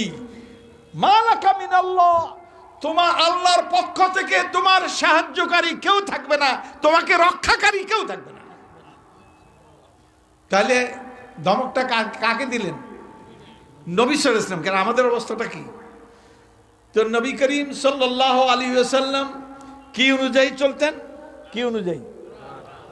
তিনি রাষ্ট্র পরিচালনা করছেন কি অনুযায়ী? কোরআন। তিনি যুদ্ধ করছেন কি অনুযায়ী? কোরআন। তিনি আদালত করছেন কি অনুযায়ী? কোরআন। তিনি মাদ্রাসায়, তিনি মসজিদে নববীতে শিক্ষা দিয়েছেন। তার ছাত্র কারা? আবু বকর, ওমর, আমর ইবনে আস, এই খালেদ ইবনে ওয়ালিদ। কি জানতেন? বিশ্ববিখ্যাত ব্যক্তিরা তার ছাত্র। তিনি বলতেছেন, ইন্নামা বুইসতু মুআল্লিমা, আমি শিক্ষক হিসাবেই প্রেরিত হয়েছি। আমি রসুল ঠিকই, কিন্তু আল্লাহ রসুল। তোমাদের কি? আমরা কি বলি? আমাদের রসুল। আমাদের রসুল মানে আমাদের নিকট প্রেরিত রসুল। আমাদের রসুল না, রসুল কার? রসুল্লাহ। তাহলে নবী সাল্লাল্লাহু আলাইহি ওয়াসাল্লাম উপর থেকে আসা হলো রসুল, কিন্তু নিচের দিক থেকে তিনি কি? ও তিনি বলছেন ইন্নামা বুইস্তু মুআল্লিমা, আমি শুধুমাত্র কেবলমাত্র তোমাদের শিক্ষক হিসেবে প্রেরিত হয়েছি। সুবহানাল্লাহ।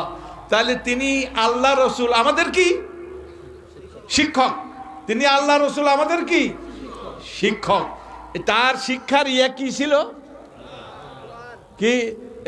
কয়টা কিতাব ছিল শিক্ষার মধ্যে? একটা মাত্র কিতাব। কেন একটা মাত্র কিতাব? কোরআন বলে তিবিয়ানান লিকুল্লি শাই, প্রত্যেক জিনিসের বিবরণ কিসের মধ্যে? কোরআনের মধ্যে আছে। একজনে কয় যে হুজুর, এই যে সব কিছু আছে, আমরা যে জর্দা খাই, বিড়ি খাই, এগুলি কি কোরআনের মধ্যে আছে? আমি বললাম আছে তো। কলে কোরআনের মধ্যে আছে, কোনখানে আছে দেখে দেন। তা আমি দেখাই। আল্লাহ তাআলা এক জায়গায় বলছেন আফালা ইয়াতাদাব্বারুনাল কোরআন, তারা কোরআনের মধ্যে নিয়ে মাথা ঘামায় না, চিন্তা করে না? চিন্তা করলে তো ওগুলি পাবে। তো এখন আমি কি তালাশ করতেছি? জর্দা বিড়ি তালাশ করতেছি, হালাল না হারাম। তো আমার দেশের মৌলবীরা, মাফ করবেন, আমিও এক সময় মৌলবী ছিলাম, বিড়ির গোর বিরোধী হারাম আর জর্দা খাওয়া মুস্তাহাব। কথা মৌলবী মাত্রই তার বাড়িতে, আজকে যার বাড়িতে গেছিলাম ওনার কাছেও জর্দা আসছিল। কথা বুঝতে পারছেন? সুতরাং জর্দা না থাকলে মৌলবী হয় কেমনি? তো এইবার শুনেন, আমি গবেষণা করলাম, এটা আমার গবেষণা, আপনারা একমত হন কিনা দেখি। গবেষণা হইল আল্লাহ তাআলা নবী সাল্লাল্লাহু আলাইহি ওয়াসাল্লাম সম্পর্কে বললেন ওয়া ইউহিল্লু লাহুমুত তাইয়্যিবাত ওয়া ইউহাররিমু আলাইহিমুল খাবাইস। নবী তাদের জন্য তয়্যিবাত মানে উপাদেয় উত্তম জিনিসগুলিকে হালাল ঘোষণা করেন, আর খবিস নিকৃষ্ট জিনিসগুলিকে কি করেন? হারাম ঘোষণা করেন। তাইলে খাবার, খাদ্য, পানীয় হয় তৈয়ব হতে হবে, নাহলে খবিস হইতে হইব। তৈয়ব হইলে কি? হালাল, আর খবিস হইলে হারাম। তো আগে বার করতে হবে তৈয়ব না খবিস। তো গবেষণা করি। এবার কি গবেষণা করি? যে তামাক পাতা আর জর্দা আর সিগারেট, এটা কি তৈয়ব না কোনো খবিস? আপনারা কিছু কইেন না।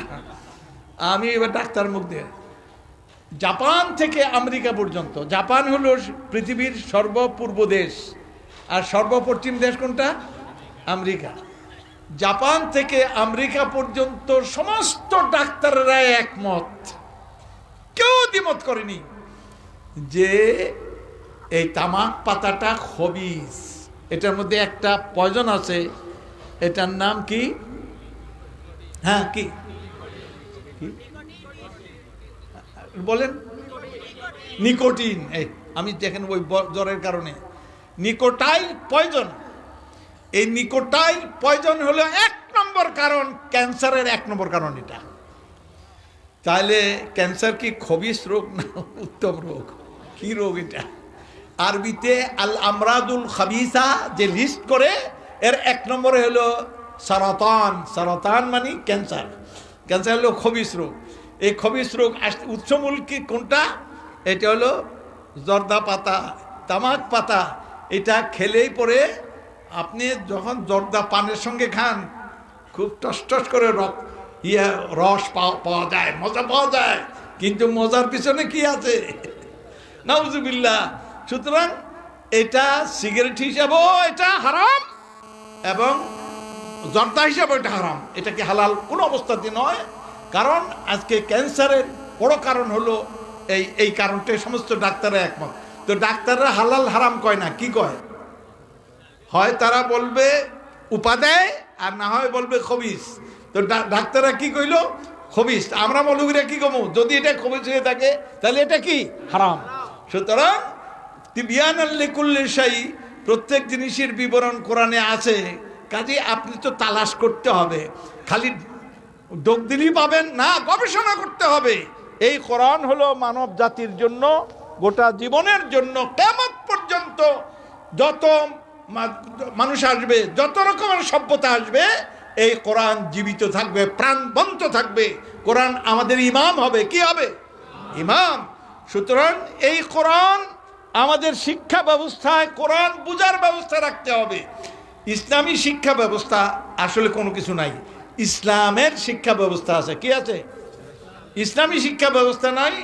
ইসলামের শিক্ষা ব্যবস্থায় কোরআন বাধ্যতামূলক, কোরআন শিক্ষা দিতে হবে। আপনি পড়তে হবে, আপনার বউকে পড়তে হবে, আপনার বাচ্চাদের পড়তে হবে, মেয়েদের পড়াতে হবে। এখন আপনি বিয়ে করছেন, আপনার বউ আনছেন, দেখতে সুন্দরী, তরুণী, তম্বি, মাশাআল্লাহ ভালো, কিন্তু কি পড়তে পারে না? কোরআন শরীফ পড়তে পারে না। আপনি বললেন যে তার বাপের দোষ, আল্লাহ ধরলে তার বাপের ধরবো, আমরা তো জিজ্ঞেস করবো না, আমি বিয়ে করে আনছি। জি না, আপনারাও জিজ্ঞেস করবেন। কথা বুঝতে পারছেন? কাজে আপনি একদিকে সুবিধা নেবেন, আরেকদিকে দায়িত্ব নেবেন না, এটা হবে না। তার বাপকে আল্লাহ জিজ্ঞেস করবেনই, তোমার মেয়ে কেন কোরআন পড়তে জানলো না? কোরআনের সঙ্গে সম্পর্ক, এটা আমি পরে বলছি। কোরআন পড়তে জানলো না, শুধু তার বাপের জিজ্ঞেস করবো না, আপনারা জিজ্ঞেস তোমার বউ কেন কোরআন পড়তে পারলো না? কারণ বউ তো তোমার আন্ডারে, তোমার আন্ডারে যারা আছে তাদের সম্পর্কে তোমাদেরকে জিজ্ঞাসাবাদ করা হবে। অতএব আপনি তাকে কোরআন পড়াবেন। এখন কোরআন পড়া মানে কি? বিসমিল্লাহির রহমানির রহিম, আলিফ লাম মিম যালিকাল কিতাব লা রাইবা ফিহি পড়তে পারে। এটা পড়া হয়ে গেল, হলো, পড়া হলো। কিন্তু কোরআনের তালিম, জ্ঞানের অর্জন 6টা জিনিস দিয়ে। কয়টা জিনিস? 6টা জিনিস কোরআনের সঙ্গে সম্পর্ক রাখবেন। 1 নম্বরে পড়তে জানা। পড়তে জানাটা ফরজ। পড়তে জানাটা কি? ফরজ। কেমনে বুঝলেন? ইকরা, বিসমিল্লাহির রহমানির রহিম, ইকরা বিস্মি রব্বিক, পড়ো তোমার রবের নামে। তাহলে কোরআন পড়াটা ফরজ। ইকরা অর্ডার না?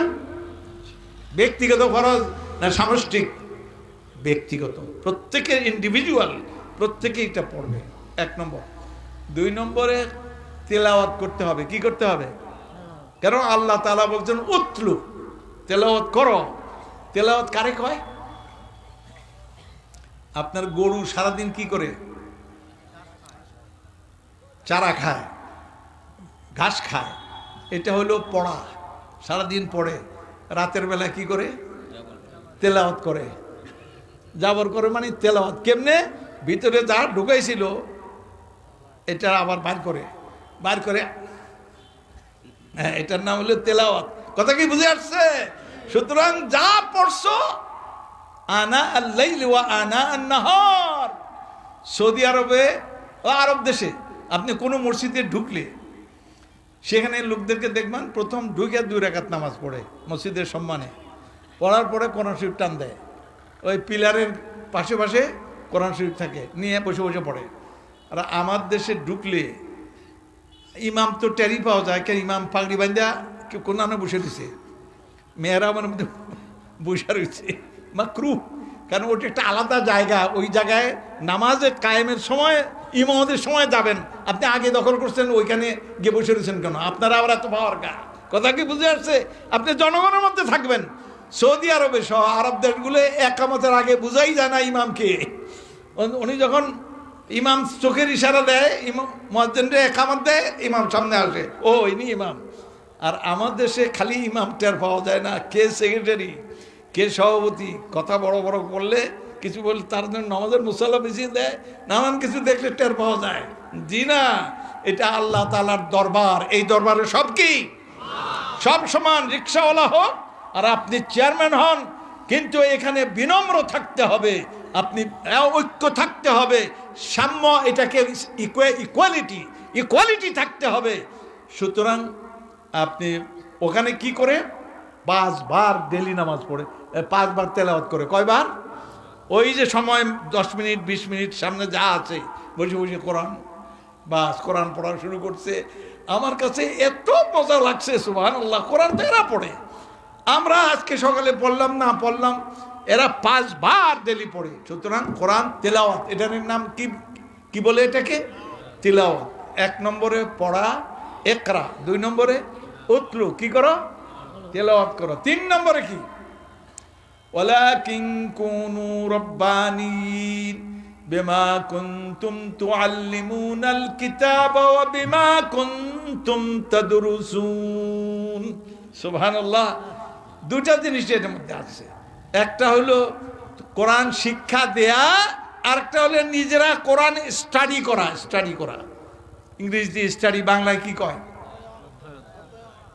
বাংলা কি বলে? অধ্যয়ন। অধ্যয়ন মানে কি? শুধু পড়লে হবে না, তেলাওয়াত করলে হবে না, অর্থ সহ পড়তে হবে, এটার নাম অধ্যয়ন, ইংরেজিতে বলে স্টাডি। সুতরাং তোমরা স্টাডি করো। তো কোরআন 3 নম্বরে কি করতে হবে? অর্থ সহ পড়তে হবে। এ গেল 3 নম্বর। 4 নম্বরে কি? আফালা ইয়াতাদাব্বারুনাল কোরআন। কোরআন নিয়ে তারা মাথা ঘামায় না, গবেষণা করে না? একটু আগে গবেষণা একটা দেখলাম, তাহলে কটা হলো? 4। 5 নম্বরে কি? বিমা কুনতুম তুআল্লিমুনাল কিতাব ওয়া ইউআল্লিমুহুমুল কিতাব। এই কিতাবকে শিক্ষা দিতে হবে। এই শিক্ষার সঙ্গে প্রত্যেকটা মানুষকে জড়াতে হবে। কেমনে? Direct indirect. আপনি শিক্ষা দেন, আরেকজন এসে কয় আমি বেতন দিব, আমি সহযোগিতা করবো, আরেকজন আপনার বাচ্চা দেন, এই যে দালালি করা, মানুষকে বোঝানো। কোরআন পড়ার সঙ্গে কোনো না কোনোভাবে আপনাকে জড়াতে হবে, পড়ানোর সঙ্গে। সুতরাং হয় চাঁদা দেন, নাহলে ডাইরেক্ট পড়ান, নাহলে সমর্থন করেন, নাহলে মানুষকে বলেন তোমার বাচ্চা, আমি তো টাকা পয়সাওয়ালা না, তোমার বাচ্চা মসজিদে দিছ, মাদ্রাসায় দিছ, দাও তাড়াতাড়ি। তালিমের সঙ্গে সবাইকে জড়াতে হবে। কয়টা গেল? 5টা। আর একটা হলো মাদা আমেলা ফিমা আলিমা। কিয়ামতের দিন জিজ্ঞেস করবে, যা জানছো কদ্দুর আমল করছো। 2 কদম নাড়ানো যাবে না আল্লাহর সামনে থেকে, এটা আমল না। এই আমল যা পড়ছো তা বাস্তবে তোমরা প্রয়োগ করছো কিনা, এটা আল্লাহ তাআলা কিয়ামতের দিন জিজ্ঞেস করবেন। আজকে আমরা কিনতে গেলে কি করি? মাপে কম। হায় হায়, বাড়িতে বেয়াই আসছে, ছেলের কাছে 100 টাকা দিয়ে কয় 1 কেজি পোলাওর চাল নিয়ে আয়, পিওর পোলাওর চাল। তো গিয়ে আনছে পিওর চাল। বাবা দেখে কয় চালটা তো পিওর, দেখি ওজনে ঠিক আছে কিনা। আর টান দিয়ে দেখে যে এখানে 100 গ্রাম কম আছে। এমনি পিওর, কিন্তু ওজনে কি দিল? কম। আচ্ছা, কোরআনে কারিমে 2টা কথা বল, ওলা তালবিসুল হাক্কা বিল হক, হক বাতিল মিশ্রিত করো না। এটা গেল 1 নম্বর। 2 নম্বর ওয়াজিনু বিল কিসতাসিল মুস্তাকিম, খুব সরল সঠিক ইনসাফের সাথে ওজন করো। ওয়াজিনু বিল কিসতাসিল মুস্তাকিম, এটা একটা দর্শনই আছে, সেদিকে আমি যেতে চাই না, এটা অনাবশ্যক কোনো আলোচনা। আমার কথা হচ্ছিল এই যে ওজনের ব্যাপারেও আপনি দেখলেন, ভেজাল দিবে না, আবার কি করবে না, ওজনে কম দিবে না। সুতরাং আমরা হয় ওজনে কম দেই, না হলে ভেজাল করি। আজকে ভেজালের জ্বালায় আর ওজনের জ্বালায় হায় হায় সারা দেশটায় আজকে মুসলিম মিল্লাত আজকে এই অবস্থার মধ্যে পড়ছে। সুতরাং ইসলাম কায়েম মানে কি বুঝছিলেন? বেচা কিনার মধ্যে ইসলাম আনতে হবে, ওজনের মধ্যে ইসলাম আনতে হবে, ভেজাল টেজাল করা যাবে না, ইসলাম আনতে হবে। কোন জায়গায় এমন দেখাতে পারবেন যে এই জায়গাটা ইসলামের বাইরে আছে? সুতরাং আমাদের জীবন যত প্রশস্ত, ইসলামের শিক্ষা তত প্রশস্ত। এই যে আদালতে আমরা বসি, আদালতে কি বলা হয়েছে? আল্লাহ তাআলা, আল্লাহ ইয়া দাউদ ইন্না জাআলনাকা খলিফাতান ফিল আরদ, তোমাকে খলিফা বানাইলাম। কি জন্য বানাইলাম? কি আয়াত? ফাহকুম বাইনান নাসি বিল আদল, অতএব মানুষের মধ্যে হুকুম চালাও, রাষ্ট্র পরিচালনা করো বিল আদল। আদল মানে কি? আদালত কারে কয়? আদালত মানে ইনসাফের সাথে।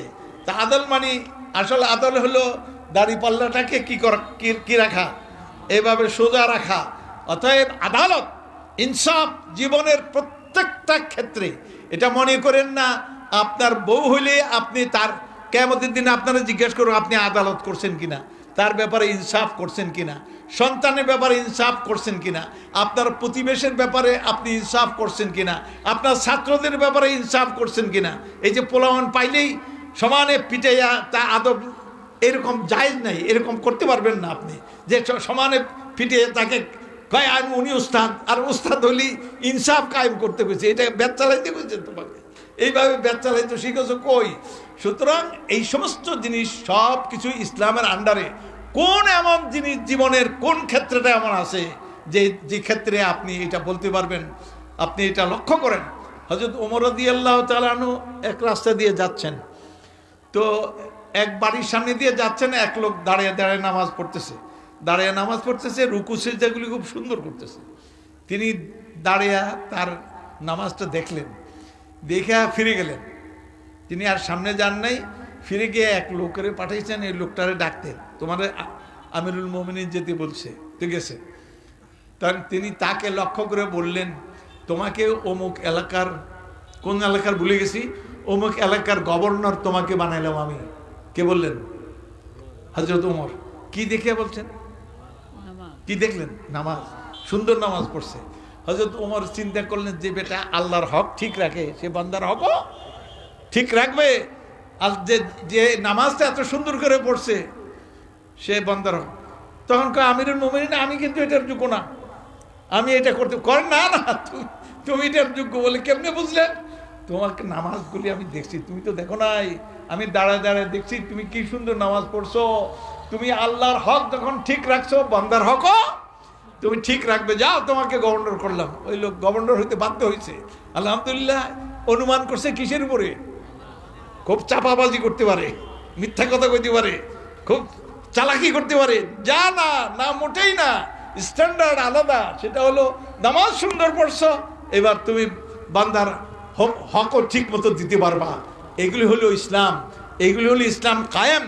সুতরাং ইসলাম আমাদের, আজকে আমরা যারা আছি ওয়াজ শুনলাম, আজকে থেকে এই কাজটা আমাদের সবাই, আমি আমার আশপাশে যারা আছেন, আমার সামনে আছেন, সবার কাছে এটা আমানত। এটা কিয়ামতের দিন যেমন আল্লাহ তাআলা আমার না বলে তুমি সত্য গোপন করছো, আলহামদুলিল্লাহ আমি যেমনি পারি উদউ ইলা সাবিলি রাব্বিকা বিল হিকমাতি, হিকমতের সাথে কথা কও। অনেকে আসে ঠুস ঠাস করে মারিয়া এমনি এমনি, না ওইরকম না, হিকমতের সাথে কৌশলের সাথে কথা বলো। সুতরাং হিকমতের সাথে দাওয়াত দাও। আপনারা সবাই কিয়ামতের দিন আল্লাহর সামনে দাঁড়াবেন, আমিও দাঁড়াবো। আমি এখানে আসলাম, ওয়াজ করে চলে গেলাম, জি না, আমার এই প্রত্যেকটা কথা আমার আমলনামায় আসে না, আসে নাই? আসবে না? আসবে না? সুতরাং আসবে। সুতরাং আমি আপনাদের দৃষ্টি আকর্ষণ করি যে আপনারা সবাই মিলে ঐক্যবদ্ধ থাকবেন, যে এখন থেকে আল্লাহর দ্বীনকে জানবেন এবং দ্বীনকে সমাজে প্রতিষ্ঠা করার চেষ্টা আপনি করতে পারলেন না, এই জন্য আল্লাহ আপনাকে কি করবেন? ধরবেন না। ও আল্লাইসা লিল ইনসান ইল্লা মা সা, আপনি চেষ্টা করলেন কিনা এটা আল্লাহ দেখবেন। সুতরাং দ্বীন কায়েমের চেষ্টা করেন, যদি কায়েম করে যেতে পারলেন মাশা নূরুন আলা নূর, দুনিয়াও সুন্দর আখিরাতও সুন্দর। আর যদি কাটতে পারলেন না, কথাগুলি বলে গেলেন, মানুষকে বুঝাইলেন, দাওয়াত দিলেন, তো কিয়ামতের দিন আপনি তো কামিয়াব হয়ে গেলেন। আপনি কি হয়ে গেলেন?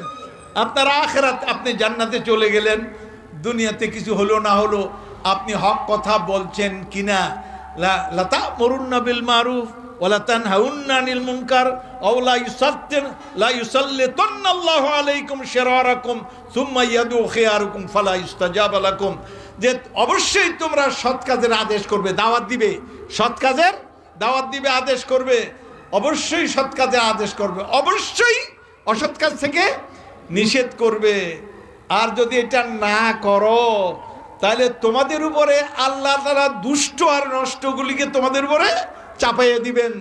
সুম্মা ইয়াদু খিয়ারুকুম, তখন তোমরা তাবলীগে জমাতে হুজুরদের এখানে, হুজুর দোয়া করেন একটু শান্তির জন্য, ফালা ইস্তাজাবা লাকুম, তখন তোমাদের ডাকে সাড়া দেয়া হবে না, আল্লাহ কবুল করবেন না। আল্লাহ কবেন ফাইলটা দেখো, ওরা সৎ কাজের আদেশ অসৎ কাজের নিষেধ করছে কিনা, বলে করে নাই, যাক এদের দাওয়াত কবুল করা হবে না। অতএব আমি আপনাদের কাছে জানতে চাই, আপনারা একটু বেয়াদবিও করতে চাই, আপনারা কি দাওয়াতে ইসলামের পক্ষে দাওয়াতের কাজ করবেন? কারা কারা করবেন একটু মেহরবানি। আল্লাহ তাআলা আমাদের তৌফিক দান করুন। আয় আল্লাহ, আপনি সাক্ষী, আমাকে দাওয়াত দিয়েছেন ওনারা কথা বলার জন্য, আপনার দ্বীনের দাওয়াত ওনারা করার জন্য আমি উদ্বুদ্ধ করলাম এবং দ্বীনের কিছু বৈশিষ্ট্য তাদের সামনে উল্লেখ করলাম যে দ্বীন কায়েম হলে এই সৌন্দর্য আমাদের মধ্যে আসবে। আল্লাহ তাআলা আমাদের সবাইকে তৌফিক দেন, আমাদের মধ্যে ভ্রাতৃত্ব কায়েম হবে, হিংসা বিদ্বেষ এগুলি সব দূরীভূত হবে। ফাসবাহতুম বিনিআমাতিহি ইখওয়ানা, আল্লাহর নিয়ামতে তোমরা সবাই ভাই ভাই হয়ে যাবে, তখন সমাজটা এরকম হবে। এটাই আমি দেখতে চাই, এই দাওয়াত আমি দিয়ে যাই। আলহামদুলিল্লাহ দেশে বিদেশে, ওই আমেরিকাতে, জাপান থেকে আমেরিকা পর্যন্ত সব বড় দেশগুলি সব দেশেই আলহামদুলিল্লাহ আমি গিয়েছি এবং যাই, দাওয়াত দেয় আলহামদুলিল্লাহ। তো আমি এই কথাগুলি সব জায়গায়ই বলি, লোকেরা শুনে দেখে। এমনকি আমেরিকার যে এটা কি কয় কংগ্রেসম্যান বসে বসে বক্তৃতা শুনছে, যখন ক্রেস্ট আমার সামনে দিল, আমেরিকান কংগ্রেসম্যান আগে গিয়া উনি আমার হাতে দিলেন, বলে আমি দিব, আমার এলাকায় উনি আসছেন। এক কংগ্রেসম্যান আরেক জায়গায় আরেক কংগ্রেসম্যান, দুইজনে ক্রেস্ট দিছে আমাকে, আলহামদুলিল্লাহ বক্তব্য শুনছে। এমনকি আমেরিকার যে নিউ ইয়র্ক সিটির যিনি প্রধান, লোকটার নাম আপনারা শুনেন মাঝে মাঝে, এই লোকটা ইহুদি, আমার বক্তৃতা শুনছে বসে বসে, শুনে এরপরে আমার রেফারেন্স নিয়ে আমি যে কথাগুলি বললাম এগুলি উল্লেখ করে আরো ব্যাখ্যা করে সুন্দর করে এর সমর্থনের কথা বলছে, আলহামদুলিল্লাহ। তো মানবীয় সমাজের জন্য ইসলাম তো ইয়া ইউহান্নাস, ও মানব জাতি, নাকি ইয়া ইউহাল মোমেনুন হইল গড়ওয়ালাদের কইতেছে, কিন্তু সমস্ত মানব জাতিকে প্রথম কোরআন যে খেতাব করে, প্রথম খেতাব কি জানেন? প্রথম ডাকটা ইয়া ইউহান্নাস, ও মানব গোষ্ঠী। মুসলিম অমুসলিম খ্রিস্টান নাস্তিক আস্তিক সবাই ইয়া ইউহান্নাসের মধ্যে আছে। অতএব আসুন আমরা সবাই ঐক্যবদ্ধ হই, আল্লাহর দ্বীনকে কায়েম করার চেষ্টা করি, আল্লাহর পথে কোরআন। তবে প্রথম কাজ হলো কি শিখতে হবে? সবাই কোরআন শিখবেন, সবাই কোরআন শিখবেন, পড়বেন। এখন এ অর্থ সহ আমি নিজে অর্থ করতেছি, আমি দেখতেছি কোরআনের যত তর্জমা বাংলাদেশে বাংলা ভাষায়, এই তর্জমাগুলির মধ্যে অল্প বিস্তর ভুল রয়ে গেছে, আমি দেখলাম। এখন ফাউন্ডেশনের তর্জমা, তারপরে এখন আলহামদুলিল্লাহ প্রায় 15 পাড়ায় আসছি, 14 পাড়া হয়ে গেছে, তর্জমা করতেছি। আমি বলি একজন লিখেন, তো আলহামদুলিল্লাহ এই তর্জমাটা হলে আপনার সারা ইয়েতে ছড়ানো হবে ইনশাআল্লাহ। এরপরে আরও কাজ করব যদি আল্লাহ বাঁচিয়ে রাখেন। এখন ওয়াজ কম করব, এই লেখাপড়ার দিকে একটু বুড়ো বয়সে বেশি নজর দিলাম, কারণ ওয়াজ করা যায় কিন্তু এগুলি থাকবে না, এটা থাকবে ইনশাআল্লাহ। তো আল্লাহ তাআলা তৌফিক দান করেন। আমি যখন প্লেনে আজকে ঢুকলাম, ওই যে প্লেনে ইয়ে করে মহিলারা কি কয় বলে রে, বিমানবালা একটা আমার দিকে সে কয় আপনার কি নাম না, আমি বলি আপনি ধরে ফেলছেন, আপনি ধরে ফেলছেন কামালউদ্দিন জাফরি, ও আপনি তো আমাদের অনেক প্রিয় ব্যক্তি। তো যাই হোক, আমি বসলাম, নামার সময় সে আমার পানি টানি আইনে দিছে, এখন তো খাওয়ান দেয় না, পানি দিছে। আমি বলে আমি তো রোজা, আমি তো পানি পান করতে পারবো না। নামার সময় কাউকে দেয় নাই, একটা প্যাকেট ভর্তি করিয়া ইফতার করার যত সব দিয়া আমার হাতে দিয়ে দিছে, যা আমি তাতে ইফতার করি। তো দেখেন ওরাও বসে বসে পড়ে, ওই যে ইউটিউবের মধ্যে আমার বক্তৃতাগুলি দেখে গ্রহণ করে আল্লাহর মেহেরবানিতে। অনেকেই এগুলি স্বীকার করে যে আলহামদুলিল্লাহ। বুদ্ধিজীবীদেরও আমি মাঝে মাঝে অ্যাড্রেস করি। এক বিচারপতি নিয়ে ধরছে, আপনারা বিচারপতি সম্পর্কে পড়ছেন? আমার ইয়ে দেখছেন? দেখেন নাই? ওই যে বিচারপতি একজনে রায় দিছিলেন, কি রায় দিছিলেন? ফতোয়া নিষিদ্ধ করছেন। তো ফতোয়া নিষিদ্ধ করছেন, আমি এটা টেলিভিশনে বলে দিলাম যে বিচারপতি উনি এটা ভুল করছেন, উনি এটা ঠিক করেন নাই। উনি লিখিতভাবে নোটিশ পাঠালেন এটিএন, ওই এটিএন বাংলার লোক আমার সঙ্গে আছে এখন, মুস্তাফিজ সাহেব। ওই এটিএন বাংলার চিঠি লিখলেন যে ক্ষমা চাইতে হবে, নতুবা কোর্টে ট্রায়ালে নিবে। এটিএন চেয়ারম্যান আমাকে অনুরোধ করছে আমি যেন দুঃখ প্রকাশ করি। কি করি? দুঃখ প্রকাশ করি। আমি বলে হ্যাঁ আমি দুঃখ প্রকাশ করতেছি, আপনি শুনেন। পরে বিচারপতি সাহেব, আপনি তো অনেক, আমার এই কথা বলি শেষ, আপনি তো অনেক পড়ালেখা করছেন, আর পড়ালেখা না করে বিচারপতির আসনে বসতে পারেন নাই। আমি এত পড়াশোনা করি নাই, তবে আপনি যে পড়াশোনা করছেন দুই দিক থেকে করে, ডানের থেকেও করে বাম থেকেও করে। ABCD কোন দিক থেকে? বাম দিক। ক খ গ কোন দিক থেকে? বাম দিক থেকে। আলিফ বা তা সা ডান দিক থেকে। আপনি পড়াশোনা করছেন বাম দিক থেকে, অনেক পড়াশোনা করছেন, কিন্তু রায়টা দিছেন আপনি ডান দিকের, যে সম্পর্কে আপনার কোনো নলেজ নেই, কোনো জ্ঞানই নেই। হ্যাঁ, বললাম যে আপনার কোনো জ্ঞানই নেই। এটা আপনি আপনার মোবাইল খুলে চার্জ দিয়ে দেখেন, পাবেন। তো আপনার কোনো জ্ঞানই নেই, অতএব আপনি না জেনে কোরআন বলো, ওই যে একটু আগে বলছেন না, ওয়ালা তাকফু মা লাইসা লাকা বিহি, যে সম্পর্কে নলেজ নেই তার পিছনে পড়তে যেও না, কিছু বলতে যেও না। আপনি বুঝলাম যে আপনি একটুও জানেন না। তাই এবার আসেন আমরা রায়টা নিয়ে কথা বলি। রায়টা বলে ফতুয়া নিষিদ্ধ করলেন। ফতুয়া বলতে আপনি কি বুঝছেন? আপনি বুঝছেন যে বউ তালাকের ফতুয়া, মৌলবীরা এই ফতুয়া দেয়, এটাকে ফতুয়া মনে করে। তাহলে ফতুয়া কত ভাগ, কত ডাইমেনশনে আসে, এটা কোরআনিক পরিভাষা, কোরআনিক পরিভাষা, টার্মিনোলজি, এটা কোরআনকে দিয়ে বুঝতে হবে। সুতরাং আপনাকে বললাম, আপনি 1 নম্বরে আল্লাহ তাআলার মুখ বন্ধ করলেন। কুলিল্লাহু ইউফতিকুম ফিল কালালা, কালালার ব্যাপারে আল্লাহ ফতোয়া দিচ্ছেন, আপনি ফতোয়া নিষিদ্ধ করছেন, কোরআন বন্ধ করে দিলেন, বন্ধ, এটা আল্লাহর মুখ বন্ধ করলেন। এটা 1 নম্বরে। 2 নম্বরে সুলাইমান আলাইহিস সালামের সময় এক মহিলা ছিল, ক্ষমতায় ছিল।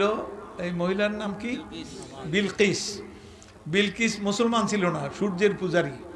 এই ইয়ামান আরব ছিল, ইয়ামানের। তো তার সম্পর্কে হুদহুদ পাখি গিয়ে সুলাইমান আলাইহিস সালামকে বললেন যে তুকা মিন সাবাইন বিনাবাই ইয়াকিন, আপনাকে আমি মুলকে সাবা থেকে একটা খবর নিয়ে আসছি, নির্ভরযোগ্য খবর। এই খবরটা আপনার কাছে নাই। সুলাইমান আলাইহিস সালামকে বলতেছে, হুদহুদ পাখি বলতেছে যে এরকম এক মহিলা রাজত্ব করতে দেখলাম, উতিয়াত মিন কুল্লি শাই, সব কিছু তার দেওয়া হয়েছে, ওয়ালাহা আরশুন আযীম, তার বিরাট সিংহাসন আছে। তবে তারা কি করে? ইয়াসজুদুনা লিশ-শামস, যে সূর্যের পূজা করে এরা, আল্লাহরে বাদ দিয়ে। শয়তান তাদেরকে ধরছে এইভাবে। হযরত সুলাইমান আলাইহিস সালাম বলছে, আমি এক্ষুনি পরীক্ষা করব তুমি ঠিক বলছো না মিথ্যা বলছো। তো সুলাইমান আলাইহিস সালাম একটা চিঠি লিখলেন, লিখা হুদহুদ পাখিরে বললেন, তুমি ওই দেশে গিয়ে ওই ইয়ের সামনে, তোমার রানীর সামনে ফেলে দাও, এবার দেখা দাও কি জবাব দেয়। তো সুলাইমান আলাইহিস সালাম চিঠি লিখলেন, ভাষাটা কি? বিসমিল্লাহির রহমানির রহিম, আল্লাহ তাআলু আলাইয়া ওয়াতুনি মুসলিমিন। এই চিঠি পাওয়ার পরে আমার উপরে কোনো বড়ত্ব দেখাবে না, অহংকার করবে না। ওয়াতুনি মুসলিমিন, একবারে আত্মসমর্পণ করে আমার কাছে এসে যাও। সুলাইমান আলাইহিস সালাম চিঠি লিখলেন কাকে? রানী বিলকিসকে। রানী বিলকিস মেয়ে লোক হইলেও মাথা ঠান্ডা ছিল, গরম ছিল না। সে পার্লামেন্টে অধিবেশন ডাকছে, পরামর্শ সভা। তো হাতে চিঠিটা নিয়ে পড়ছে, পড়ার পরে কয়, ক্বালাত ইয়া আইয়ুহাল মালা, ও আমার সভাসদবর্গ, আফতুনি ফি আমরি, আমার এই ব্যাপারে, এই চিঠির বক্তব্যের প্রেক্ষিতে কর্তব্য নির্ধারণে তোমরা আমাকে ফতোয়া দাও। তোমরা আমাকে কি দাও? এই মহিলা কি কাফের ছিল না মুসলমান ছিল? কাফের, সূর্যের পূজারী, কোরআনের ভাষাই, কিন্তু শব্দটা আরবিতে বলতেছে আফতুনি, আমাকে ফতোয়া দাও। অর্থাৎ পার্লামেন্টে তিনি বক্তৃতা করছেন, পার্লামেন্ট সদস্যদের বলতেছেন আমাকে ফতোয়া দাও। তার মানে পার্লামেন্ট সদস্যরা যে কথাগুলি বলে আরবিতে বলে ফতোয়া, তারা যে মতামত দেয় ফতোয়া। তো আপনি তো পার্লামেন্টের মুখ বন্ধ করছেন, ভাগ্য ওরাও জানে না, আপনিও জানেন না, গোলেমালে চলতেছে। তাহলে তো ওরা 1 নম্বরে আইন পাশ করি আপনারই বিদেয়, সম্পূর্ণ আমাদের মুখ বন্ধ করতেছে। তো যাই হোক, এই রানী বিলকিসের এই কথার দ্বারা বুঝলেন যে পার্লামেন্টে যে পার্লামেন্ট সদস্যরা যে বক্তব্যগুলি দেয় এগুলি কি ফতোয়া। এটাও আপনি বন্ধ করলেন। এরপরে আল্লাহ তাআলা নবী সাল্লাল্লাহু আলাইহি ওয়াসাল্লামকে বললেন, আবু জাহলরা তোমার সঙ্গে তর্ক বিতর্ক করে, ইস্তাফতিহিম, এই ব্যাপারে তুমি তাদের থেকে ফতোয়া লাও, মতামত লাও। তো কাফেরদের থেকে মতামত নিচ্ছে, এটারে কি বলছে? ইস্তাফতিহি, মানে কি লাও? ফতোয়া লও, তাদের মতামত লও। তো এইগুলি শুনলেন। এরপরে আমি বললাম সর্বশেষ শুনবেন বিচারপতি মহোদয়, আপনার সর্বশেষ আমার মতটা শুনবেন? তো শুনেন। আপনার রায়টা বাতিল হয়ে গেছে। বলে কেমনে? ওইটা আপনার মত, ফতোয়া, ওই মতটাকে আপনি চেয়ার থেকে দিয়েছেন, এই জন্য এটাকে রায় বলে। প্রত্যেকটা রায় ব্যক্তি বিচারপতির কি মত, বিচারপতির মত, ও মত মানি হলো কি ফতোয়া। আপনি যেই প্রকাশ করলেন ফতোয়া হইল, আর ফতোয়াটা আপনি রায় দিয়ে ফতোয়া নিষিদ্ধ করলেন, আপনার রায় বাতিল হয়ে গেল। এটা আছে ইয়ের মধ্যে, কি কয়, হ্যাঁ আপনি পাবেন এখন, খোঁজেন তো পাবেন। আমিও নিজে পড়ে দেখছি, হ্যাঁ মাশাআল্লাহ, গোপন করে নেই, কে দেয় আমি জানি না, আমার বক্তব্যগুলি লোকেরা ঢুকে দেয়। তো এখন এই বেচারা এমন চুপ, একটা কথা আর নাই, কোথায় চ্যালেঞ্জ করবেন? আমি কিছু চ্যালেঞ্জ, আপনি যে কোর্টে কেস, ওটা আমার বক্তব্যের মধ্যে আছে, কোর্টে আনবেন, আমি কোনো অ্যাডভোকেট নিয়োগ করবো না, কারণ অ্যাডভোকেটরা এগুলি বুঝবে না। আমি যা বুঝি ওটা বুঝবে না তো, সুতরাং আমি একাই আর্গু করবো, আর আপনি আপনার দল নিয়ে আসেন, দেখি কে পারেন। আলহামদুলিল্লাহ কাঁদিয়ে পড়ছেন। তবে উনি পরে আরেকটা মতে চেষ্টা করছেন আমারে আটকানোর জন্য। স্বরাষ্ট্রমন্ত্রীর কাছে চিঠি দিয়েছেন কোনো একটা ব্যাপার নিয়ে, স্বরাষ্ট্রমন্ত্রী ইনকোয়ারি করে দেখছে যে আমার কোনো দোষ নাই, খালি ওইখানেও ফেল। ওইটা জানলাম কেমনে? ওই যে মিলিটারিদের ইয়ে আছে না, গোপন বিভাগ, এটার কি কয়, ডিজিএফআই থেকে মেজর আমার ফোন করছে, স্যার আমি মেজর অমুক বলছি, আপনার ফাইল আমার সামনে, এরকম এরকম অমুক বিচারপতি, আরেকটা হলো কবির, ওই যে কবির, নাস্তিক কবির, এই দুইটা মিলে দিছে আমার বিরুদ্ধে চিঠি। ওই চিঠি ইনকোয়ারি করেছেন ভদ্র মহিলা, যিনি ছিলেন স্বরাষ্ট্রমন্ত্রী ছিলেন, ভদ্র মহিলা কি নাম, মারা গেছেন, হ্যাঁ, উনি ইনকোয়ারি করেছেন, ডিজিএফআই কে দিয়েছেন যে তালাশ করে দেখো। তো তারা মতামত কয় না, ওনার কোনো দোষ নাই, কয় মত আমরা দিয়ে দিছি। এই দুইজনে কিন্তু আপনার বিরুদ্ধে লাগছে। আমি বললাম ও এরা তো জানে না, ওইখান থেকে ফতোয়া থেকে লাগছে, ফতোয়া পারে নাই, এটাও ফেল করছে, আলহামদুলিল্লাহ কোনো কাজ করতে পারে নাই।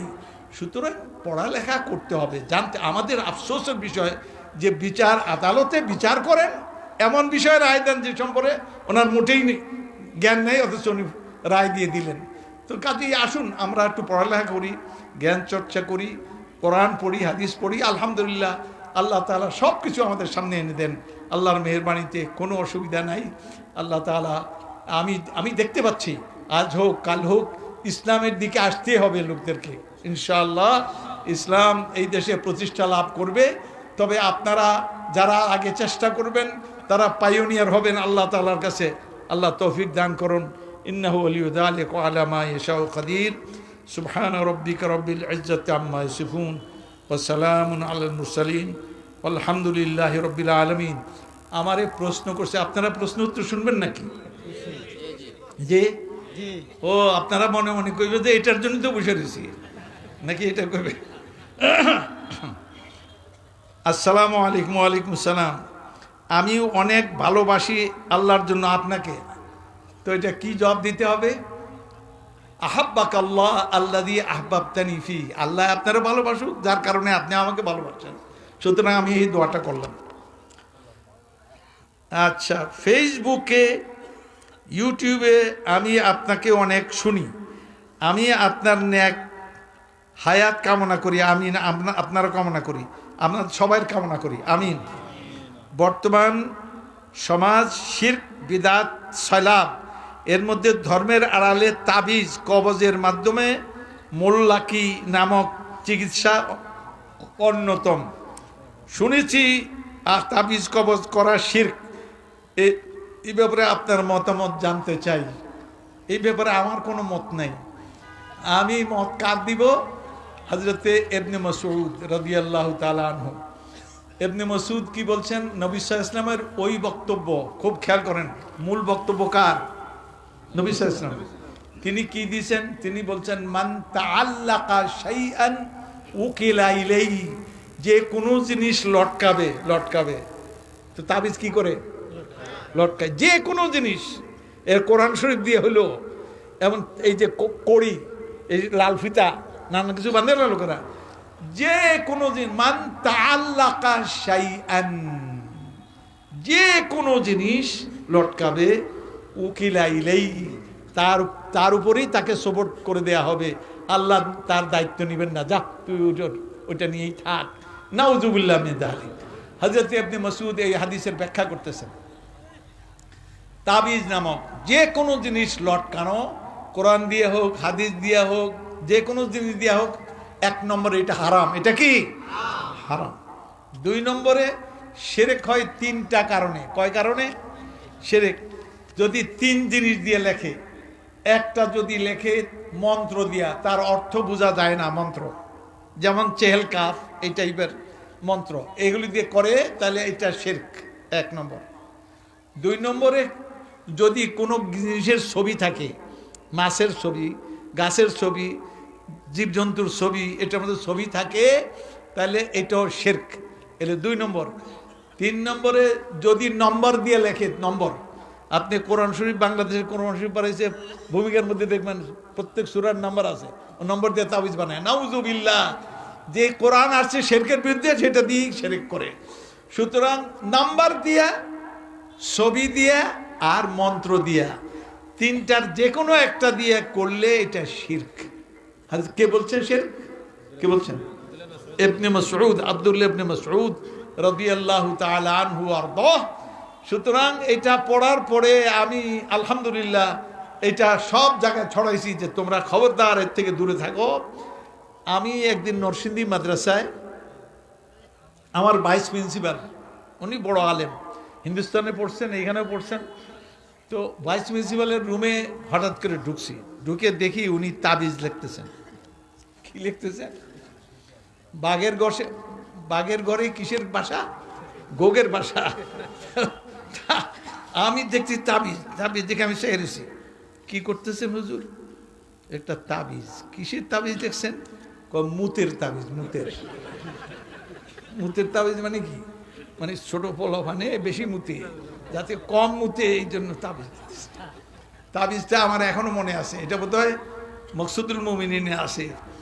তাবিজটা হলো 12টা না 16টা ঘর, লেখা আছে ইয়া বদ্দু হো, ইয়া বদ্দু হো, ইয়া বদ্দু হো। কতবার? 12 বার অথবা 16 বার। আপনারা অনেকে জানিয়ে ফেলছেন ইয়া বদ্দু। আর 4 কোনায় কি লিখছে?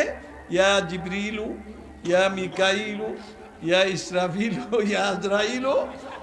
দেখে নিচে লিখছে ফোলারা আজ সুরুরে জিন্ন ইনস মাহফুজদার, অমুকরে জিন ইনসানের দুষ্টামি থেকে আপনি হেফাজত করেন। আচ্ছা, আমি মৌলানাকে বললাম, উনি কিন্তু বয়সে আমার চাইতে বলো এবং আলেমা আমার চাইতে ভালো ছিলেন, আলহামদুলিল্লাহ, মারা গেছেন, আল্লাহ জান্নাত। তবে উনিও সেদিন তওবা করছেন, একবারে তওবা করছেন। আমি আর জীবনে, আমি ওনার দেখলাম, আপনি যে তাবিজটা লেখলেন, এ বদ্দু কে? কারে ডাকলেন? ইয়া বদ্দু হো, বদ্দু কে? উনি কইতে পারেন। আমি অবাক হয়ে গেছি, আল্লাহ আপনি এমন কিছু ডাকলেন, জানিনি না, অথচ ডাকলেন বুদ্ধু। বুদ্ধু হইল এটা একটা জিনের নাম। ওয়ান্নাহু কান, আমি কোরআন শরীফে দলিল দিলাম ওনাকে, ওয়ান্নাহু কান রিজালুম মিনাল ইনসি ইয়াউদুনা বিরিজালিম মিনাল জিন ফাজাদুহুম রাহাকা। কিছু মানুষ আছে এমন, যারা জিন পুরুষদের কাছে কি চায়? আশ্রয় চায়। এই কথা যখন মানুষ হলো 1st ক্লাস, আর জিন হলো 3rd ক্লাস। তো 3rd ক্লাস যদি আপনি যদি কোনো অফিসে গিয়ে পিয়ন যখন, স্যার আপনি কেমন আছেন, আমার মতো ব্যক্তি যদি গিয়ে কই যে আপনি স্যার কেমন আছেন, তো এই বেটার পাওয়ার কদ্দুর হইব মনে করে। তো কোরআন কয় ফাজাতুহুম রাহাকা। এইভাবে মানুষ পুরুষরা জিন পুরুষদের কাছে আশ্রয় চাইয়া তাদের পাওয়ার বাড়াই দেয়। বুঝে আসছে? তাহলে আমি বলে, আপনি তো জিনের পাওয়ার বাড়াইছেন। বলে কেন? এই বুদ্ধ তো জিন, এটা কোনো ফেরেশতার নাম। আর 4 ফেরেশতা 4 কেন ডাকলেন? শিরক আর কারে কয়? আপনি 4 ফেরেশতাকে ডাকছেন, কিসের জন্য ডাকছেন? একসঙ্গে মাঝখানে বুদ্ধুরে, 4 পাশে 4 ফেরেশতা, নিচে বলছেন অমুকরে আপনি জিন ইনসানের দুষ্টামি থেকে রক্ষা করেন। আল্লাহর কাছে চান নাই, কার কাছে চাইছেন? চার ফেরেশতা হ্যাঁ বুদ্ধুর কাছে চাইলেন। এই কথা বলার পরে উনি সঙ্গে সঙ্গে চোখ থেকে পানি ছেড়ে দিলেন। উনি বললেন আমি আর জীবনে আর এই কাজ করবো না, তাবিজ আর লিখবো না, এটা আমার ভুল হয়েছে। আল্লাহর সুবহানাল্লাহ, ন্যাক মানুষ ছিলেন, ন্যাক স্বভাব, সেই জন্য বিতর্ক করেন না এইসব। নাহলে উল্টামূল্য হইলে তো সমানের গুতাগুতি করতো। দেখেন না টেলিভিশনে একজন আরেকজনের ওই মোবাইলের মধ্যে দেখবেন যে কে কেমনি একজন আরেকজনের মারে। মৌলবীরা নাউজুবিল্লাহ মিজালে কাল যদি বাঁকা হয়, এমন বাঁকা হয় নাউজুবিল্লাহ। আল্লাহ এদের দুষ্টমি থেকে আল্লাহ আমাদের রক্ষা করুন। তো যাই হোক, এই তাবিজ সম্পর্কে আপনি জানলেন, কিসসাও শুনলেন, সবই শুনলেন। এই তাবিজ তোমার ধার কাছেও যাইয়েন না। তবে ফু কি দিবেন? নবী সাল্লাল্লাহু আলাইহি ওয়াসাল্লাম ফু দিতেন, সূরা ফাতিহা পড়তেন, কোন আয়াত পড়তেন, নাকে মুখে ফু দিয়ে দিতেন। ফু দিয়ে ইয়ে করতে পারবেন, চিকিৎসা করতে পারবেন, ইয়ে দিয়ে পারবেন না। আর ফু দিলে কি দিয়া? সূরা ফাতিহা পড়বেন, কোরআনের শরীফে আয়াত দিয়া। নবী সাল্লাল্লাহু আলাইহি ওয়াসাল্লাম কোনো দোয়া পড়ে থাকলে সেই দোয়া দিয়ে আপনি ফু দিলেন, এটা ঠিক আছে। কিন্তু ইয়ে করবেন না, তাবিজ কোনো সময় লিখতে যাবেন না, দিবেন না। যারা আবার লেখে অমুক পীরের অনুমতির বরকতপূর্ণ অনুমতিতে লেখা হয়েছে, নাউজুবিল্লাহ মিন যালিক। আল্লাহ আল্লাহ আপনি আমাদের হেফাজত করেন। আল্লাহু আকবার। আর তো কোনো প্রশ্ন নেই, এক প্রশ্নতেই সব হয়ে গেছে ইনশাআল্লাহ। তো যাই হোক, এবার আমার বক্তব্য শেষ। সভাপতি সাহেব, আমার বাম পাশে সভাপতি সাহেব কিছু কথা বলে শেষ করে দেন। আলহামদুলিল্লাহ, জি আলহামদুলিল্লাহ। আমাদের তরুণ সভাপতি দেন, এখানে এখানে বসেই দেন। কিছু ছাড়ার কথা বললে মাত্রা উপকৃত হবে। কিছু ছাড়ার কথা বললে। ও আচ্ছা, এক সেকেন্ড। ওই আমাকে ওনারা বলেছিলেন, আমার অভ্যাস তো এরকম নাই, তো মাঝে মাঝে